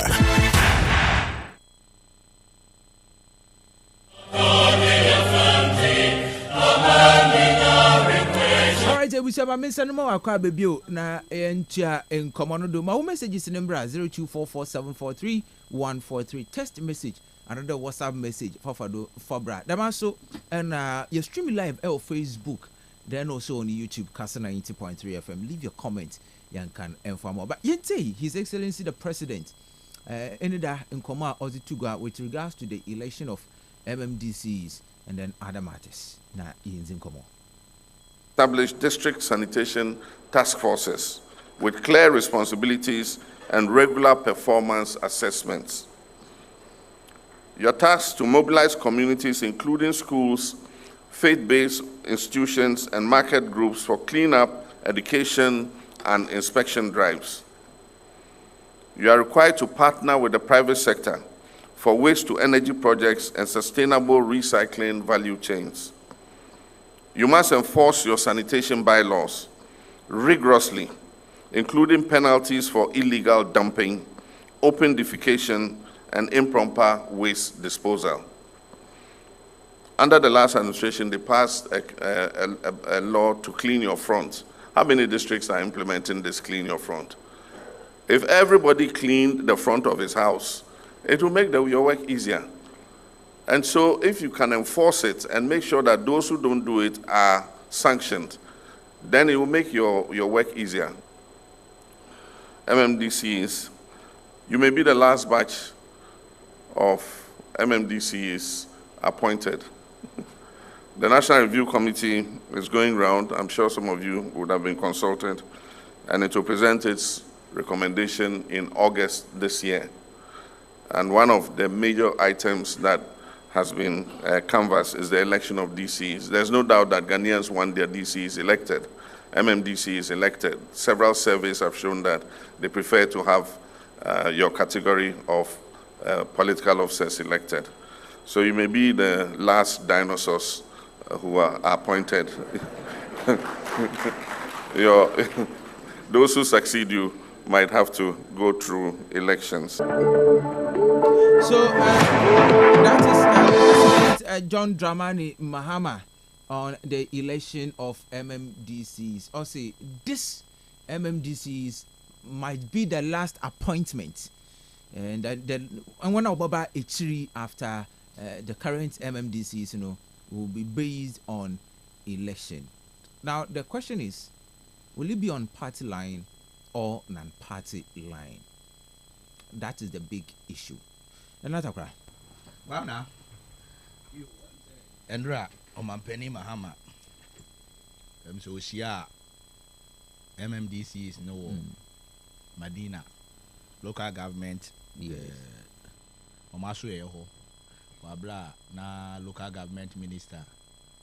Watun Safre MMDC for Ghana na regional ministers 16 ninja so wo bia wo ye workshop e dia mo na wa kyerɛkyerɛ omo niema ɛsɛ omo ye na omo de boa ma assembly ne tumpɔn na saa dwumadi na ase na omampani Mahama onya akonya kopi ase na ɔde na no disem ekoto odwa. In fact minya daji tie kakra na baby a okasa ya me ankoma adwen mu no ye mede yie eye efutuo bi ode ma MMDC fo no bi se o si baby a wo no woni se public responsibility, not personal reward.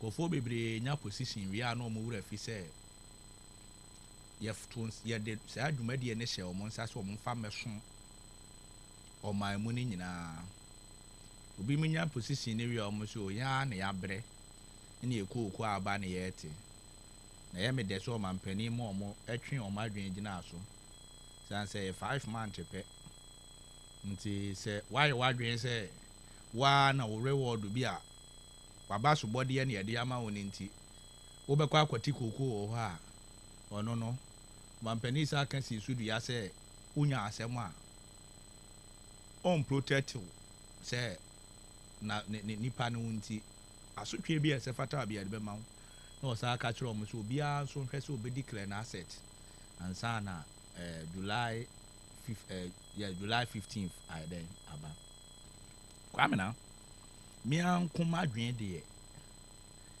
election of MMDCs no me support because impo ACIA elections impo election ekwan bi so is answers ye bo president nominate ni pani wi a assembly elected assembly members plus government appointees no yes a munsu gina ho ma yen all the constituent no en o mo ko elect say ni pani mo be den obeye DC enti se ye biem na obia timi a kire na adwen a eye but me consent no ye so adonmenti ase na minim se bia de me madwen ye me no se ana mpanifo be fade a ye biem obia to bia aka me madwen ne se Ghana ha no politics ne de yi free ade biem enye yi is at the district level the animpo ase anya politics ne mpo no enya politics wo on paper on grounds is politics. On grounds is politics. Ba me nya sa aka me di assembly man wo katechi ase kurado electoral area mi gina assembly man mi enu kwa me na me report because bi kuro mu ho no katechi ase a strong MPP nti mi gina mse atakura obetumi aye adwuma pa na mmom ya ndisi ni yesi den ye betro ma ndisi ni abedi asu okuro mu a assembly man mi no nti second one na mhohoro mensa se me pa se push wo wi ase ane assembly man de a on de mi nyina biem kwa me na me madwen minim madwen na me kire sanse mpanimfo de ne ma agu apon so but se ye ye ni sana ke be yi a aka mimi nsusu ye ne se ye beto aba se de Ghana ye politics na ye no mimi hu ne se sɛ MPP na wɔ so sɛ NDC na wɔ so yɛ bie mu sɛ yɛn to a ɛdan ne anya ne partisan mpo a ɛdan a party foɔ bɛkɔ akɔ hyɛ akyire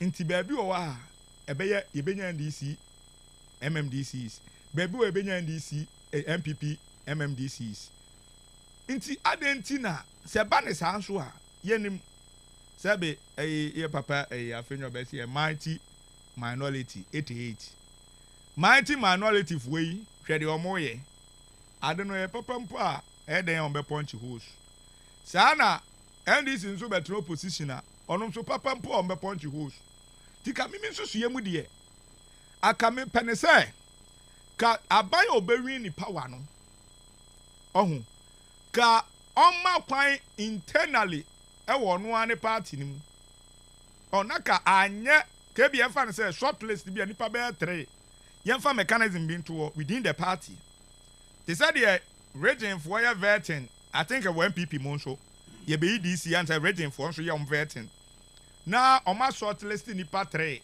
na ɔma present saa nipa 3 ne de akɔ yɛfrɛ ne sɛn president wɔ na president ahwɛ baako a ɔsɛ fata no abɔ ne din ti ka mimi susu sɛ within the party in power no na kɔmɔ ma saa space ne sɛ MPP na wɔ so NDC na wɔ so a MPP foɔ a yɛnim sɛ ɔyɛ MPP ni na ɔwɔ akonya so otimi gyina so ɔno ɔmo yɛ nipa 10 ɔmo yɛ sɛn o then majority ne nto so aba mimi deɛ mimi susu yɛ no because your politics na yɛ no Ghana ha no sɛ yɛkɔ bie mu a so obiara nyina bia MPP wɔ power ɔmbɛnya NDC MMDCs NDC wɔ power yɛbɛnya MPP MMDC ɔmboa the needed development ɛwɔ the local level no because local governance I mean a governance close to the people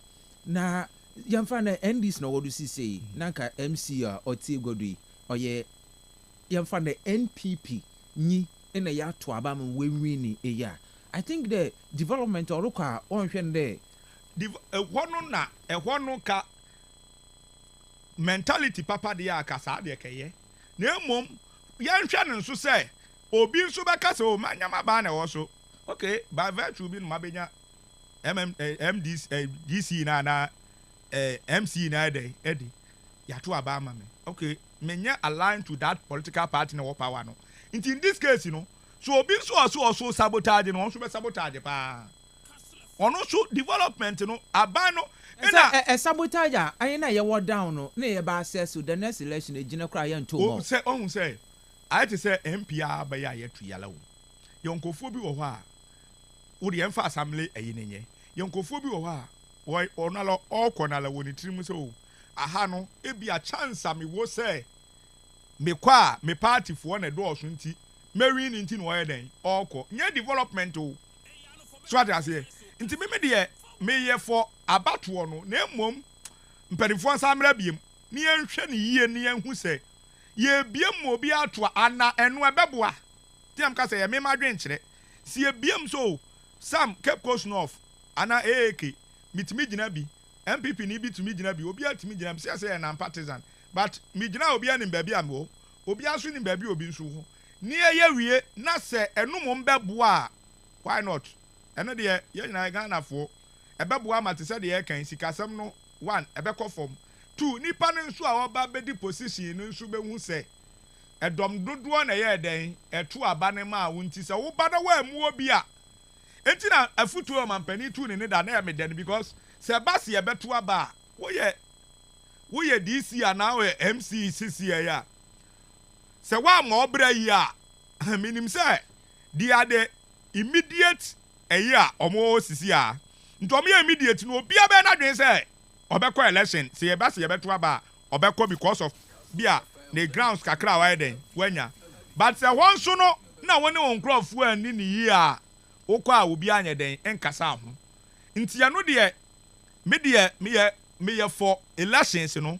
na mmom ɔmo me yɛnti aseɛ yie because MPP time na do ka kyerɛ sɛ 2018 yɛbɛyɛ election of MMDCs eduru baabi ɔmo si afei eduru baabi ɔmo si yɛbɛyɛ ne partisan ebi si daabi ebi ɛna ɔno nti na ndc foɔ twe wɔn firi mu no ɛna ɔmo ɛyɛ yi nti mi hu deɛ wei no ɔmo se August according to president ɔsɛ August ɔmo de report ne bɛba ti sɛ August report ne ba ni yɛbɛyɛ no open na party yɛbɛyɛ no te sɛ assembly ma adeɛ yɛ bi party foɔ bɛtumi ahyehyɛ esum ase ɛdi ɔmo dwa a yɛnfa poster bi a mɛtetale ho yɛnkɔyɛ t-shirt mfa NDC nkɔtum yɛnkɔyɛ t-shirt mfa MPP mɛtum na wo a wopɛ obi asɛm ne to a in fact ɛbɛboa ɛbɛma grassroots no nkurɔfoɔ bi nso hɔ ɔmo yɛ local champion wate aseɛ yɛnkurɔfoɔ bi wɔ a te sɛ mi se wɔn sɛ mɛda bi am kaa mi aburo kyerɛ ne yɛyɛke aburo kyerɛ ne yɛyɛke mi nkɔ baabi a waa na mbɔ ɔno ma mvisa wɔ ayi kura mi nkɔ nti sɛ mi bɔ yɛyɛke di a na sɛ mi nso mi yɛ popular obi nso wɔ MPP wɔ popular obi nso wɔ CPP wɔ popular na ɔmo de abom to ɔmo de bom a yɛbɛyɛ popular fo ewom ne ahwɛ ne ayɛ dɛ yɛato aba ne nti ɔmampani yɛn nyinaa yɛnom nsuo ntwɛn sɛ body no bɛba na emom body ne ba a report ne ba na sɛ yɛde report ne tutum na wɔse yɛbɛto aba ne nso a ɔno nso ɔmo nkyerɛkyerɛ mu ɔmo nya abotire nkyerɛkyerɛ mu mmea mpere yɛ ho bebree yɛnya abotire nyɛ den nkyerɛkyerɛ mu because yɛyɛ adeɛ bi na sɛ kyerɛ no ɛno mo mu mmoa ne yɛ sɛ akɔ reverse a ɛno nso wɔ deɛ bɛyɛ kakra. All right, but that's it. Ankesam, the election of MMDCs. Maminchi a missing ato. Me worry here. Now the focus is non-partisan. At the end of the day, we do about to abano. Na attend it. Oh, ato ama ba maminchi ato samna minchi sam to go offended. Wuswer. Also always in Wuswer crew. Okay. And Michel that one time be a mama wondo. Especially Minyata Croatia. No, would say be pa and I told that him do I didn't listen off a Kastle FM my order to Michel and I mean she be a worker mumbuzino dos moon to Mobian and to meet you baby. I took him now. In fact, on one Ghana, and partisanship. No, excessive. My case is that yeah, do no. No subi ka hono ma ye kwechi. That was in 2017 20 nke ayewi.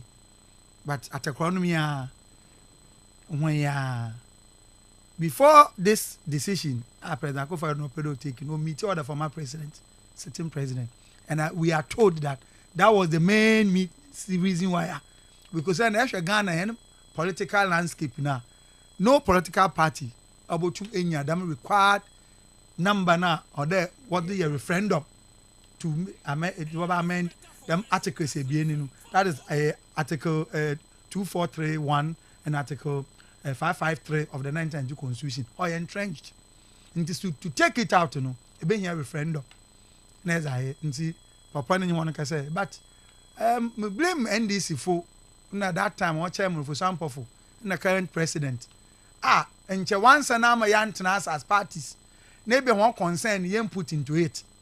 NDC was saying that one pen or be a partisan. As I say, what you to by one pen partisan. And at that time, when we say, well, you know, I send it to Nasi. You know what, you're joy and come free there. In Kayako, you but all the same, you know, better said, better late than never.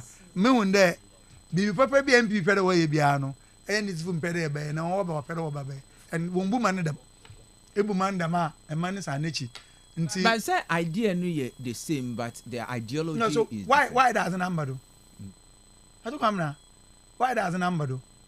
At least former president or invited former president in the Ibena at the meeting, President Mahama now and then former president Wankaji on your Papa J. I mean, funny can say President Munya would you too. But over another consort in the party. And at that moment, in a party, no in kids there, none was in the national elections. Into a catch and one gin too. They, for example, then chairman will raise the issue. Can somebody, you know, a partisan, like he raised a lot of concerns. In time, imagine, the former president could have written back to the president. The Yenshi BM. Mukra, party ABCD. And one car 28 in Cabana and but I don't feel no super what wasn't Babenti Oba. No, so by appointment and Sana last one's an Abba. Now, if it happens there, Constitutional Review Committee was the recommendations in the bar. Now, you can MP was okay, so you better withdraw. What will happen? Just see, that number na here because there should be a certain threshold of voters a wobɔkɔ ato akɔto aba ansana referendum no yɛtum agya atom nti mama kan dɛ sometimes ɛyɛ odu baabi a yɛmfa yɛn ne partisanship nto nkyɛn na yɛnhwɛ the national interest sisi ana na akɔ aba abɔbɔ now president is based in the argument wɔ afrobarometer one round 7 survey na wɔyɛ no wɔbɛka kyɛn dɛ 69% of Ghanaians strongly believe and now wɔgye tum dɛ MMDC yɛn to wɔn do aba ɛna sisi ano constitutional review committee na start research and so far baby where do bia no this issue coming nti ama president hunde okay no cheda azena na me former no opeda oye no oyade papa ntrema na no de ye but then you will still need them being a president Kufuor no cooperation being a president Kufuor no cooperation being here MPP one cooperation all of us has to come together and say na yetum ya achieve adult to them nti oyade papa I'm for it but baby president America minim do all in ye djuma obi am fa na obi am follow Ghana politics kakra amame no all in ye djuma nye de ye twen mu 10 ye koso base obey partisan assembly election I can article 55 cross 3 na or prohibit the obi biara opedo kwa assemblyman and assemblywoman woni electoral area no already a partisan but I'm not a create yentum kan chende yenyintra na odin da oda example ma so wo ma fie me bi wo dem ka tena Kastle restaurant dey nkomo na party no selection e wo mechi abra that time aso mo voting right or there mutu mo no we me fi maybe I was so is I na wasn't look when you can tell baby ko di deep poto masa na what to abani sana menya no what to there azin ba na mo peda in the consultations album in me video chairman constituency chairman onye me ko ekezi nkomo me ko me make me stand me njintu sana I deal why constituency office there we but me so I will win but I want to one preferred candidate into do we if him one guy go there to na mo me do meet was sana what from na do gas na chairman ma signal mo start meeting nta me ti gas na I go we no I am poto but obi am do party me then I think but I me dey more kanti masre the work Kenya sisi Ghana na baby ye kodu na ndisi na MPP masa awole nyina wa abem bibia wa abem mo gi da Ghana constitution say a public a FM CEOs for public institutions na aze no one year parties na ba ndekọ e mo ote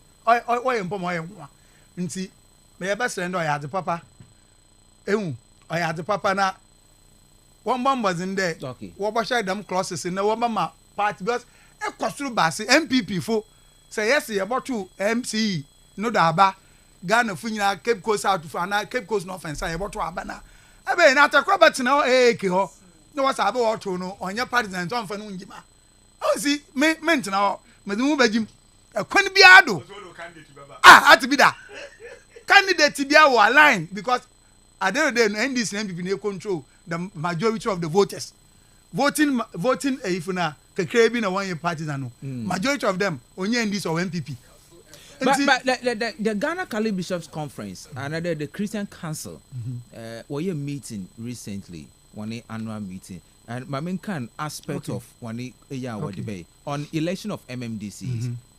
Also, as part of the ongoing constitutional review process, we propose that the discussion on the election of metropolitan, municipal, and district chief executives be revisited to enhance the local governance system in Ghana. Local government is the level of government that is closer to the majority of our people. This is the level of government that delivers basic services such as education, sanitation, lorry parks, market, planning, etc. Local participation and support are critical to the effective performance of local government. Exactly. Now, make sure that now you know. More can I prepare people. No mum, say catch them there. Oye nan partisan. Ato on ye juma. George ko election NPP for your turn there George na nkotinko. Abe enyim da George oye former NDC constituency secretary. Ye him da George President Mama no appoint him be first time. Second time work was yes you have the candidate. Cape Coast North and South. I know they did. So now no. Okay, MMDC's election, yeah, but it should be on party. It should be on party. Assembly elections, Mr. on paper with Article 55.3. But yesterday, about to assembly elections, a party sitting with Shesha. Obi Wampa, the chairman, ni favorite, all calling we. At a Queen is it in Cobomino. On the what chairman be a paying be any favorite. Come away if you walk away, cool support. You see, and more, yakasa, be chobu yasanechi in the Musumazi. What assembly election, if you post him post on the damn party no. Post when it was blue, or that blue and red. So I color, or that ball, MPP, green, not ball green. Easy. So, Master, Constitutional Review Committee, no, as a papa hinya pay, about to the pay. There are certain is able umpa. You can master the Constitutional Review Committee won't consider, and these are some of the things. And with the President Tibiaba, Security Service, you pay free your second one. Order Obafibi. Appointed, this is what our Bible do, even Supreme Court. Now, abadinti na yen be there IGP it should be on merit yeko police officer so them Roman for ye was enye 80 years pope election and come nti yes show age ni baby edu no then the urban retirement I will qualify nemom yafa ebi you can set out that thing nti say if you are in awkward that's order of secessions no because me care pa there agozo ACP agozo enu ba asemi. Oh, yeah, nice presentation at police training. Or police service will be what obey. They can't fight anything. They behind the allegiance to the government or because from a certain round there is it ASP or so. From that rank going, president no madam promotion. And the president and the president and a constituency chairman or arresting. About recommending more on 5 point promotion more. And we know some COPs one promotions, or it takes some chiefs be appeal to the president that would deserve but sentence system I think they can super nti baby decision gan fit the democracy they be there they no matter how bad the governance will be or the governance is Ghana for you to there abana be kwakoto nti obi alinka bibia info nto aban nti 4 years so ayakoso lie eye nie ya atoewodo aye nie ya etu foforo aba nti nke yede for hoso a nti MMDC is na assembly election assemblymen ni election nti about to ndam yeto parliamentary and presidential nti odu a eto assembly member na ato MCE and atase a nti no so bobo by hands in democracy nti masere dem a president abanoye because as no ya all the day pere ye na mum partisanship some one hwan kakra na atakross just bibi den nche 1 year within the party now we win na nche obande okay but obey the same system as no but nche so band na obey bi kakra because nche this na opa we MPP bi aluntum contest bi nti nche president na select impa be 3 and e be 5 na be there say body bi a obahwe na we prune down e be wa be 3 and 2 nanka ihe nyina ya ato and yinya na MPP yinya ebotu but because on your party na opa wonti ntum nka field bi ono so band na ma the nti ye partisan is it ye nda na want me fan people ndi sa ba atakwa to okay me concern kakra ye te say Cape Coast mayor or where Cape Coast north and south in this case ye beto aba me ana ye bechem so na two no baby te say Accra mayor me say Accra mayor constituency be 5 or na 6 and a boom no uko KMA ono so the same thing e ono so the baby bi kakra o nti ade no ye hwe yenhwe ne ye because ene se ka Cape Coast say ni achem ye beto no election dia ese Cape Coast north enyomo DC yes ese omo chem na ya te say MPC ne de na obi anya na yi because e ba ne sa e bi de be ye akese ache bi so ate aze e bi de be ye akese yes money no be call metro and then yes nti ya best say I don't know so omhwe ne because ya fan say me eki ye kakra bi me wo DC Cape Coast north and south the 2 MPs omu nyina so be use 1 DC a 100 there say ya appointment ne no omo ye ne sa say by election no omo factor say yi no na emum do omo ma ye break ne down because nipa ko a wo ko hwe the whole KME bear 8 constituency session as and even your central in ever kept still Orishe and still we are about to Abano because with appointment in Orishe nti about to na nti we to ma he e wa ba yen hwe ma because na ka basa ka obi anso anya kakra di me de no basa ka ye me de so obi anya so ka hai ke yetu a we anya kakra nso anya kakra wo soro kwa me na duru ba bi a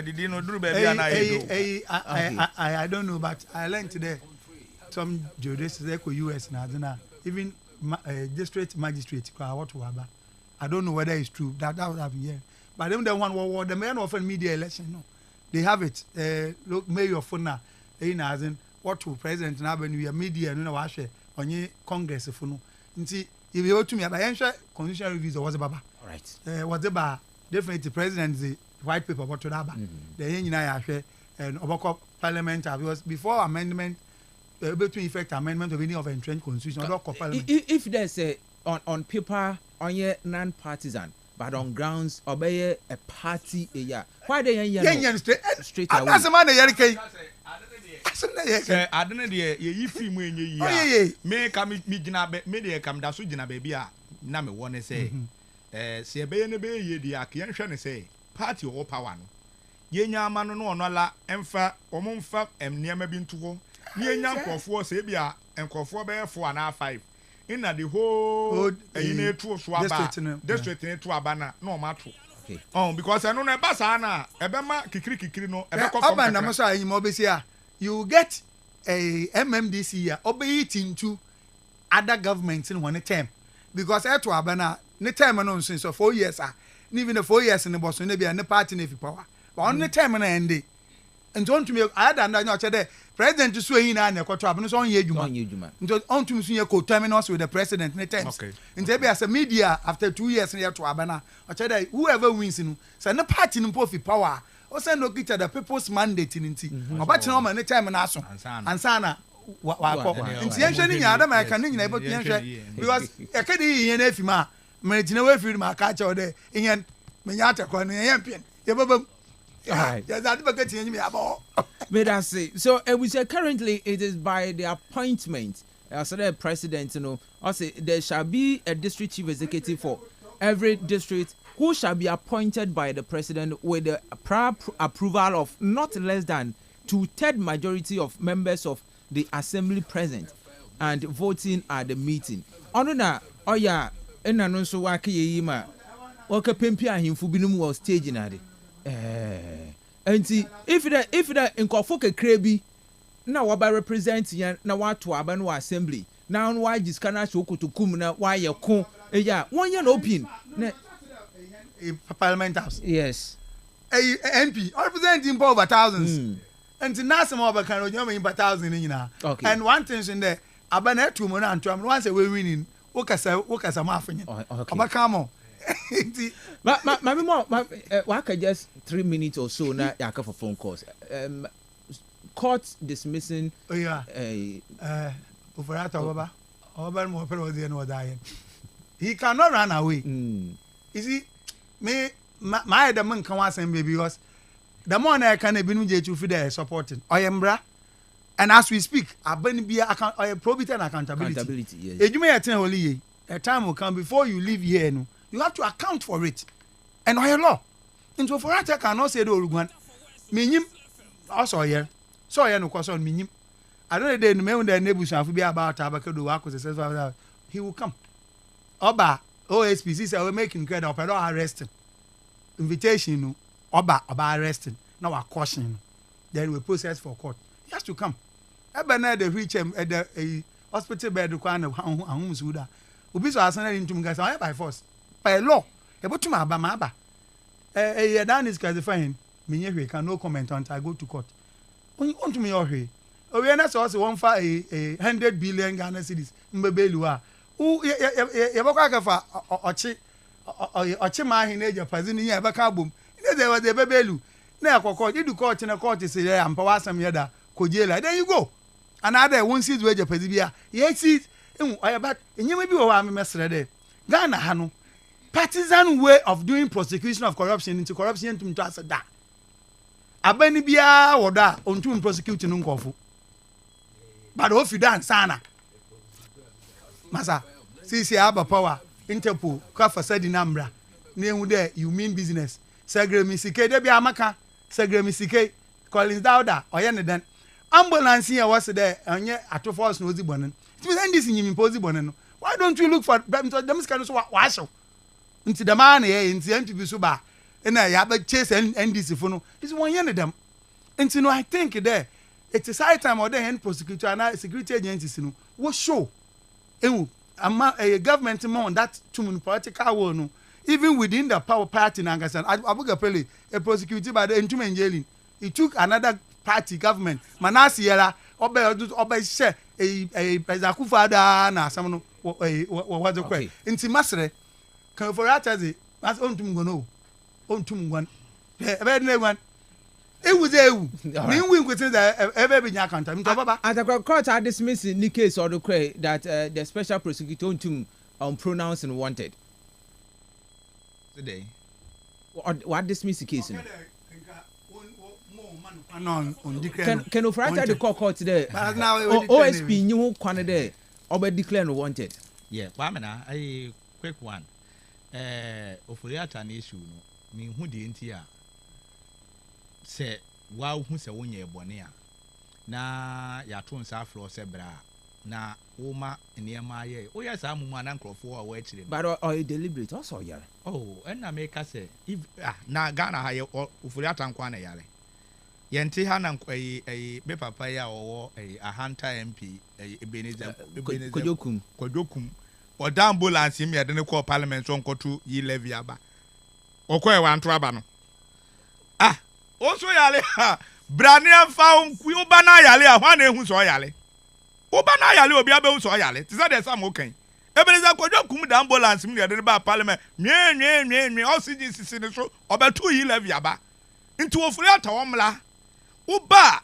me Ghana ha no ade ba kwa me de ne say ye process wo kokota asam na la nyo ochina na ye de yawie o enti wa officer ho ye so a omla but o ye ni mom no obema nkrofo mom anya adwen bi say aso wadi bone na mpa nti omla na tu hwe yan NDC fo obi anya so oba be rich and obi ala sam ka asem bi abuga pele yan ye de ni tu mo president Kufuor ba ya no mom no obe pardon ne say on health na pomuden ni ade bi nti won kofie no nko ya na yade ni tum nti ya anya se ya baba bechu Collins Dauda na asem a wo kan ni ade mu ana mu processing nsem no mu de ko ye mu ye opening na ade nyina no we open asemi ya friend say wari o mi asemi ni nyina da so ene da ho em de open asemi no mba ya o ma baba betwam nti ofoliata oni bone a omla oba na se o yale ampa Ghana fo nyina ye wani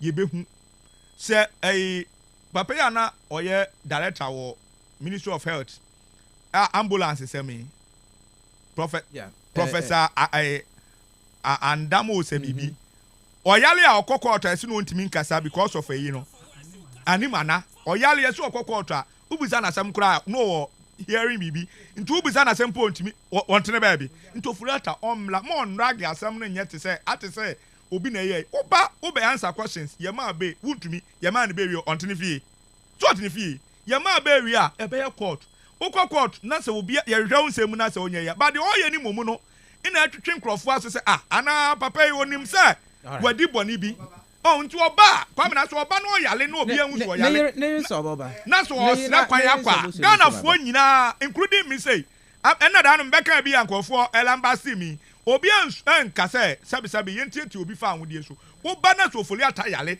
ni nyina betra no so foli atayale yebusa asempo otimi nkasa no okwaje apomuden wayi no obi so ntie mo nkwa fa ye nyina Ghana fo esu ebetumi abekere adwen adaka medas 0244408046 0244408354 good afternoon. Hello. Yes sir. Good afternoon. Yes boss. Captain Penitin movie. All right, me too. Bojo is coming bo atakwa asatarabado. Any Uncle Sam Salabado. Bojo, the moon meeting was some working. Why more you concern Kaka?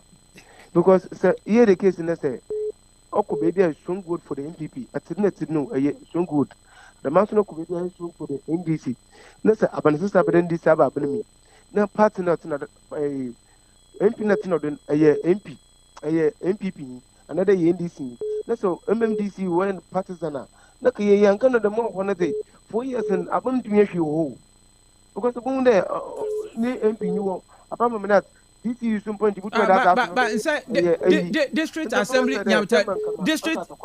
district assembly common fund anytime you over no ko asere ti bebe 3 ya no 4 okay no da bro dom no to aba onu mboboa amobe nwure awo ye ndisi no to aba mo na ayeya atina na ko bi ana part no san mindile ko no umbo se bon so in the business. All right, me that say. The president and I'm a Lord now president today. Okay. I'm not talking. Me that say. What is the president? All right, me that say. Good afternoon. Good afternoon, yes, man. Yes, sir. I've been a taxi driver. All right, good afternoon to you. Yes, man. My kind of operator can buy an NPO. At the time we did one of the no, I'm a born in a way. I have one man, Mark Ombla. No, second day, second June, Baba.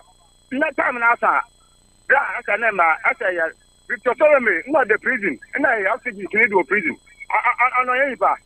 The bottom of come, but only coming in your case. Yeah, you taxi that master put to our bosom. The man was this kind of in Papa, I anti to our power, and I let a bank with one pen of Ghana. And what question? No, do ba when ya. I see ba mo back with the bank. Don't have back with them about no other one. Mata, my work can put on answer. All right, Master, that's it. Good afternoon. Hello, good afternoon. Hello. Yes, sir. I'm a poor man. I'm not one point on say. I'm not a movie. All right, me too. My minchi is a fair Mohammed. I look for whom organize the national. Uncle, hey, crow me there. Minchi, what will go for you with me? No better some and better at the car. Michibia. Hey, crow me there. National. MPP national executive now will take the decision. We have a papa. No, so first in there, start or I seen idea in the other for so. So I'm there. I want to pay for what one, but I was so on what here. Baby, I can't answer one matter because yet to Nasa near to for so. Now, to pay for one day. You want one general also one. I asked it. Since one mother want to as we give no so. So fine. Yes, the member put in a catch one day. When say you to me. Or quite well on Kuaway within Mulkutu. Yeah, my family, now my partners will get more. Winter weather means I'm someone to baby. The party in your conclusion. Now, more is no sooner ever. And why you are party today? All right. I was sponsoring. I'm good. Good afternoon. Hello, good afternoon. Yes, sir. Come now, George. All right. Papa into. But some concerning MPP first issue topic. But I'm telling you there. Well, what to abandon December way polling station executives and some of our presidential there. What do all a police executive no go to presidential? What to presidential ni ewie and some about polling station no. Now I got to presidential and some about to constituency and then you know. Okay. Okay. All right. No, all the constituency officers now what to abandon? You. Okay. All right. That's it. Good afternoon. Good afternoon, Papa. Yes, something about me. I pray with your brother. I'm going to say, "My hima, mincha, aje safia. I'm going to say, "No, she, me am doing he. We will be ala. Oya deshi. Oda do ye. In the motor, madam. Yeah, can you include or call ye? You know, call ye. Yeah, the man him. Then you play as a call. The moment can change this. For we let them. This is for a way. What will ye? Mama. Okay, the good man. What you say? One. Don't go free. Why? What go free away? Don't talk. I don't want to mean come on you. He didn't know where. And he said, when you are to. Good afternoon.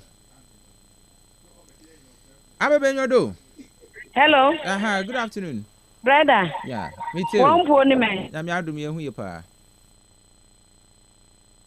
About something. Now, brother. Aba do mo radio ni mam na ya brewa hade. Hello. Okay. Good afternoon. Good afternoon. Yes, sir. I could say, Mr. Nkumsa Pocha Yente. Mapo, man. Yamiadumo. I think I'm not trying to visit a come on eye. Hey, I beg your pelly, nice. I some one thing, yo. So, but reason, man, people's bad more what is jailing. I some more thing. Now, Munko, MPPO. What's Yansapon, Utensan Bajumba. So when Jinan came, was soon to Tunkum. Who would I what no? Oh, yeah? I don't want someone with your papa. I went to one trouble party in my yet. What the Bakay, you deal with one ban.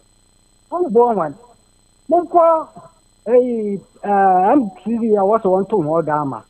And I'm my son, no, Hanoi yet. Kada abani bi wa ayim na MC wa ka yo position aboka ti aban mo ye ayan kodo da ma na mom wana what one simple majority mo anka two chairs sembia finally ofoyata okay so woman treatment mention but I think if one there but the buy on abu want to All right. Okay. Good afternoon. Good afternoon. Yes, sir. Mr. Dawood, Mukase Fiabra. Okay. I'm coming on Pocho, Wayne Can Oferata, Mapocho, Ofigana, Bosumahini. Ofigana, yet 2 December, yet 2 Aben we no cray. Timankiza kusha wait about 6 months. Yeah. Na aba yarba no yarma 6 months on tomorrow cover. Oh, can yes na iyi mama ye wantwantwe ye panicho. Because ye the adwuma sha won sa Ghana fo na ye the adwuma man nti odo obubu nkontai. Nti yimpo yelumpa ncha e ka cho doctor ze o. Wonja mamon kwamra na muwe na womotua monhwe no do olichal ai inti yesran all right wonto na nkrama omra na ye yinu mbunko ntai ai okay medase medase ababe yodo brother aha na chi network man ko se odumu da na chi eyi wo fanadan osuna block nana oh brother awu menye wa akwenye mami nchi my sister mama lescom michia no so no kokra be owo bia michia eyi wo find an brother say bi o ta freche enya na yi tia tax de kasa yi nsudo na mo atsopan de se eya hello yes se eya na se we busuafo we issue letter ebusuafo na anyi ho anum Gabi wo hobi eyi bamchi wo hobi na na do tina mi bi ina ne yere won sisha eyire no wayi nanyim nti wanu na wode da meleta na wode dai ina awu ekenoforata eda America we enyu hu na se yan ko bi issue statement there special prosecutor se nanyu abiru do fodo ye adwuma na pa ono omaniska abukwa ko ekenoforata ina aba ampafo because we the first get taxpayers money no why no more data bank here say the first scan for wa money women sani de data bank o we no twene musika nyinala o kuku bebe o kuku na data bank ekon na wa akwatwi sika o data bank enyim abezi enyim ohin na bedo mo kwado ga na last 2 years last year anta yenyima abezi na okodo na wa akwatwi sika o data bank mo push bi akiraw okay mo push bi akiraw brother ye ba de sayi ba nya mo fama na wotna hanumo ena MMDC abe so wolikin obo kwatie government ni say them Friday NDC no to NPP na oya president so be ka say dem yin no aboboa wa blo oya partisan enti the man dey pay for one year papa because so why ne wa fan NPP ya to am no abe MC ya could you imagine all mass ya NDC president no to da abe adwuma mpo no odo baba ne mpotem onye it's a one one show all right but I see. Okay, Emfa you had it enko good evening. Efo. Na me ado na won so. All right. For yentil, yanko.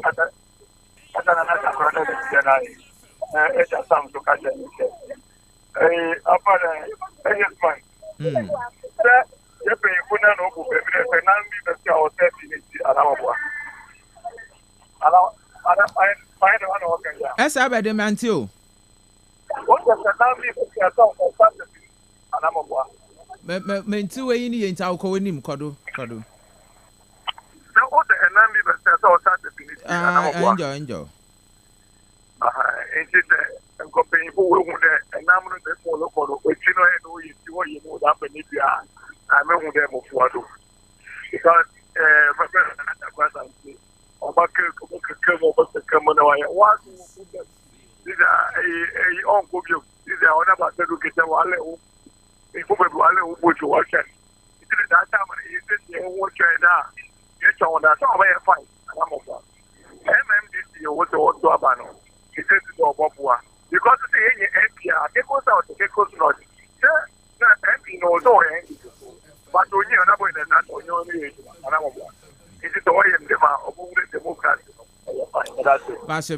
Good evening.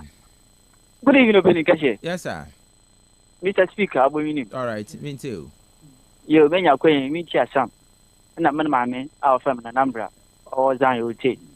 Opening. Yeah, but that Council of NEC, National Executive Council Party. The audience is a Papa Wazaba. My sister, I will use on the Dayuma. Then, Mum, I'm more concerned there.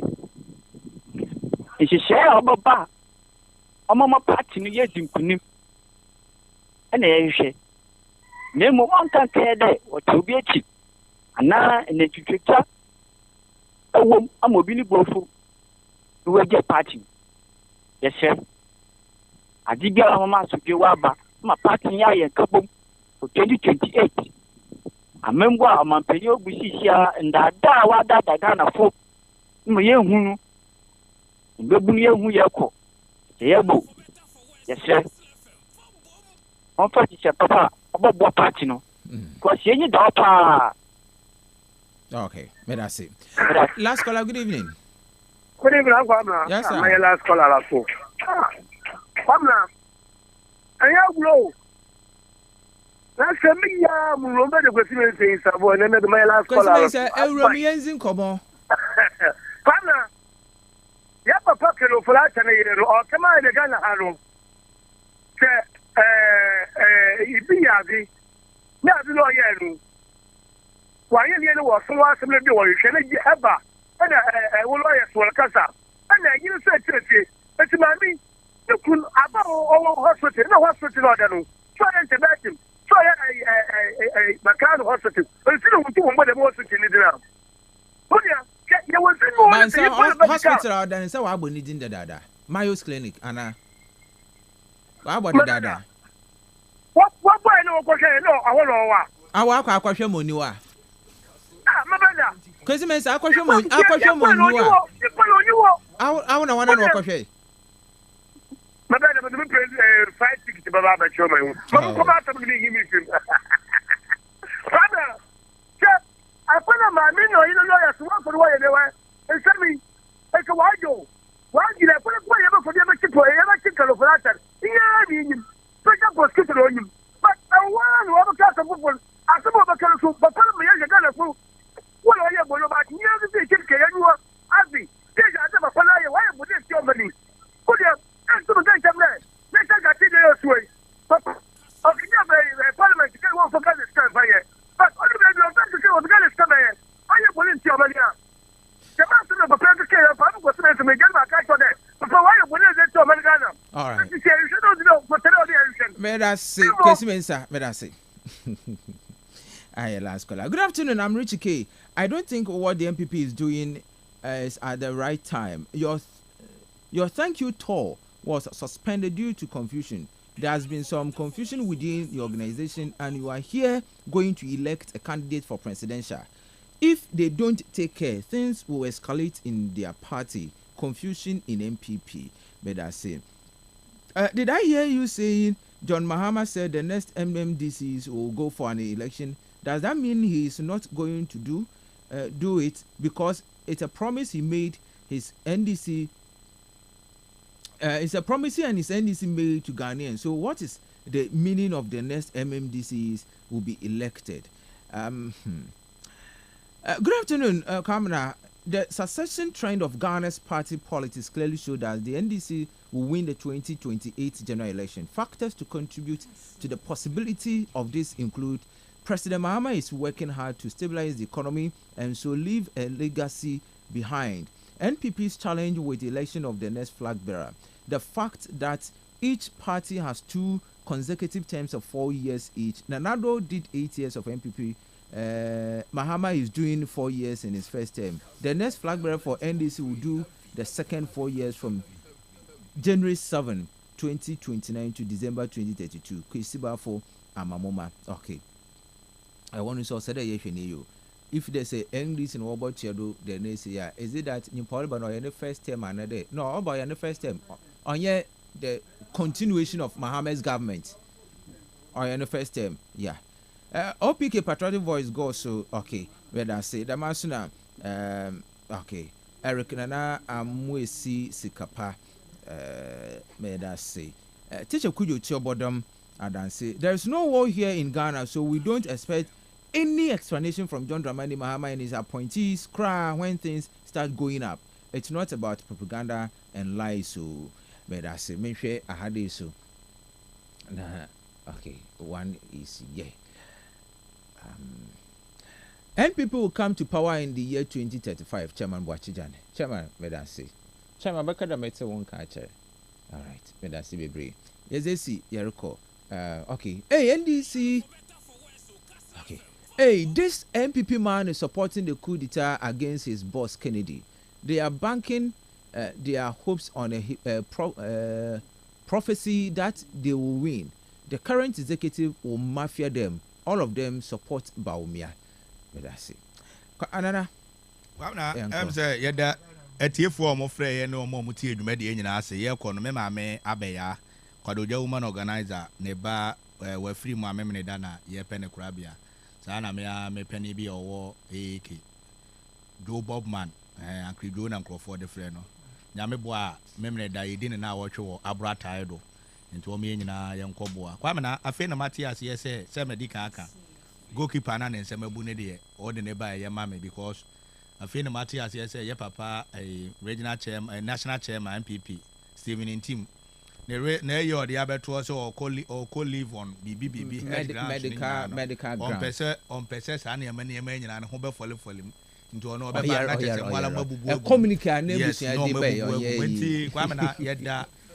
the extra Ghana for ne say omo nyabotre na yegusu aye hye ne ma na ne ma no ebeba efom obi bia nso ne ho ato no menua na nake imprempren on aye no deputy nadmo director o AK na nakwa me amache mechia we na awie na menua kwa me sasa mechia ma kwase nkroma. All right, black kwabena na so another crab that say okay Sam yanko just a minute ma men kan kire enu anum na wo frɛ na me nchie won bu me na wana ase menye Kennedy menye Kennedy ne boy na menye Baumia ne boy me MPP. I work for MPP and as we sit here no menye ku nti obi na obi aso ne yeku MPP or your party ne nhyehyɛ every 4 years ye ko conference ye ko hwe amendment of the constitution and this time around is a what's happening. Ono hu nchechirem na ye chechirem ama nkofa atase na me ya aduma onto ma next month 19th July ze nem jize the numu a lot of education no aba okay this and the general secretary post all the proposed amendments and me ya the next week me ba kwanya kakra me nyan mari read kakra na me da kire we take fuma we hu mo kodo all right e me kan dem wi a ma peda me kan de MPP obi ansi apote na ye nda nyankopon ase de wa ma yenu anum yanka say we eat back their words because in some bebre what kind go president go for the MPP mfi no what bay it is dawning on them we hu ti say anu man na president go for do ye na wo kekam do on ye no this one is I was said oba bay nto yankopon na wa ye nta asede na yezema yanka humbu anya mi so bebre All right, then we say you didn't see. What at a crowded dollars or what at a crowded dollars? Yanda Betway as say Betway Aviator Challenge. Your attention, Aviator fans. This is your final boarding call to take to the skies and become Ghana's Aviator legend, exclusive to Betway. Take on the challenge, and if you are the best in the game, you will be crowned the winner of a sky-high 500,000 cash prize. Plus, you will get guaranteed free flights daily when you play Aviator every day until the 30th of June. Get way more at betway.com.gh. Betway, get way more. The Masina Lonat and the attest I feel with the malaria when you pedrinuma. Ko na koto oil lonat FDA ajatumdo ye drop power to malaria. I see all leading pharmaceutical shop ebenya lonat edrunibi na atona kill o malaria. But remember, answer na bonum lonat no didier na no to kill o malaria. Damaso and oyaza tell us too much money and the promo is here. Dial *500 hash. Now one should be part of the Telecel Too Much Money or visit Telecel Play app. Indeed, every day, 100 Ghana cedis you can win. The Masno weekly, 20,000 Ghana cedis, and then the grand prize, is 1.2 million. Yes, you heard me, 1.2 million Ghana cedis. Just recharge or buy bundles of 5 Ghana cedis and above to get in the draw. The more you do, the better your chances of winning. Remember, star 500 hash or visit the Telecel Play app to opt in. Telecel, connecting energies. Enemy in Jumoku Ahubi Kawa or where my Jumezino Yazbebo. So missing is the Kamana, a Shima, and not a cross anti Kasadima NDC and Afi Ejasam Kasadima NPP. One of Bettina Sima is in common. I want to call the Bemunsu Edasi and then all messages. Production team headed by Mr. Bernardo Go Osman, then FKK. Black was trained to Facebook and then also on YouTube. The business Shibu or China with another version of Memano Hodo. Have a wonderful good evening. Good evening, Ogafo. It's been mama, mama,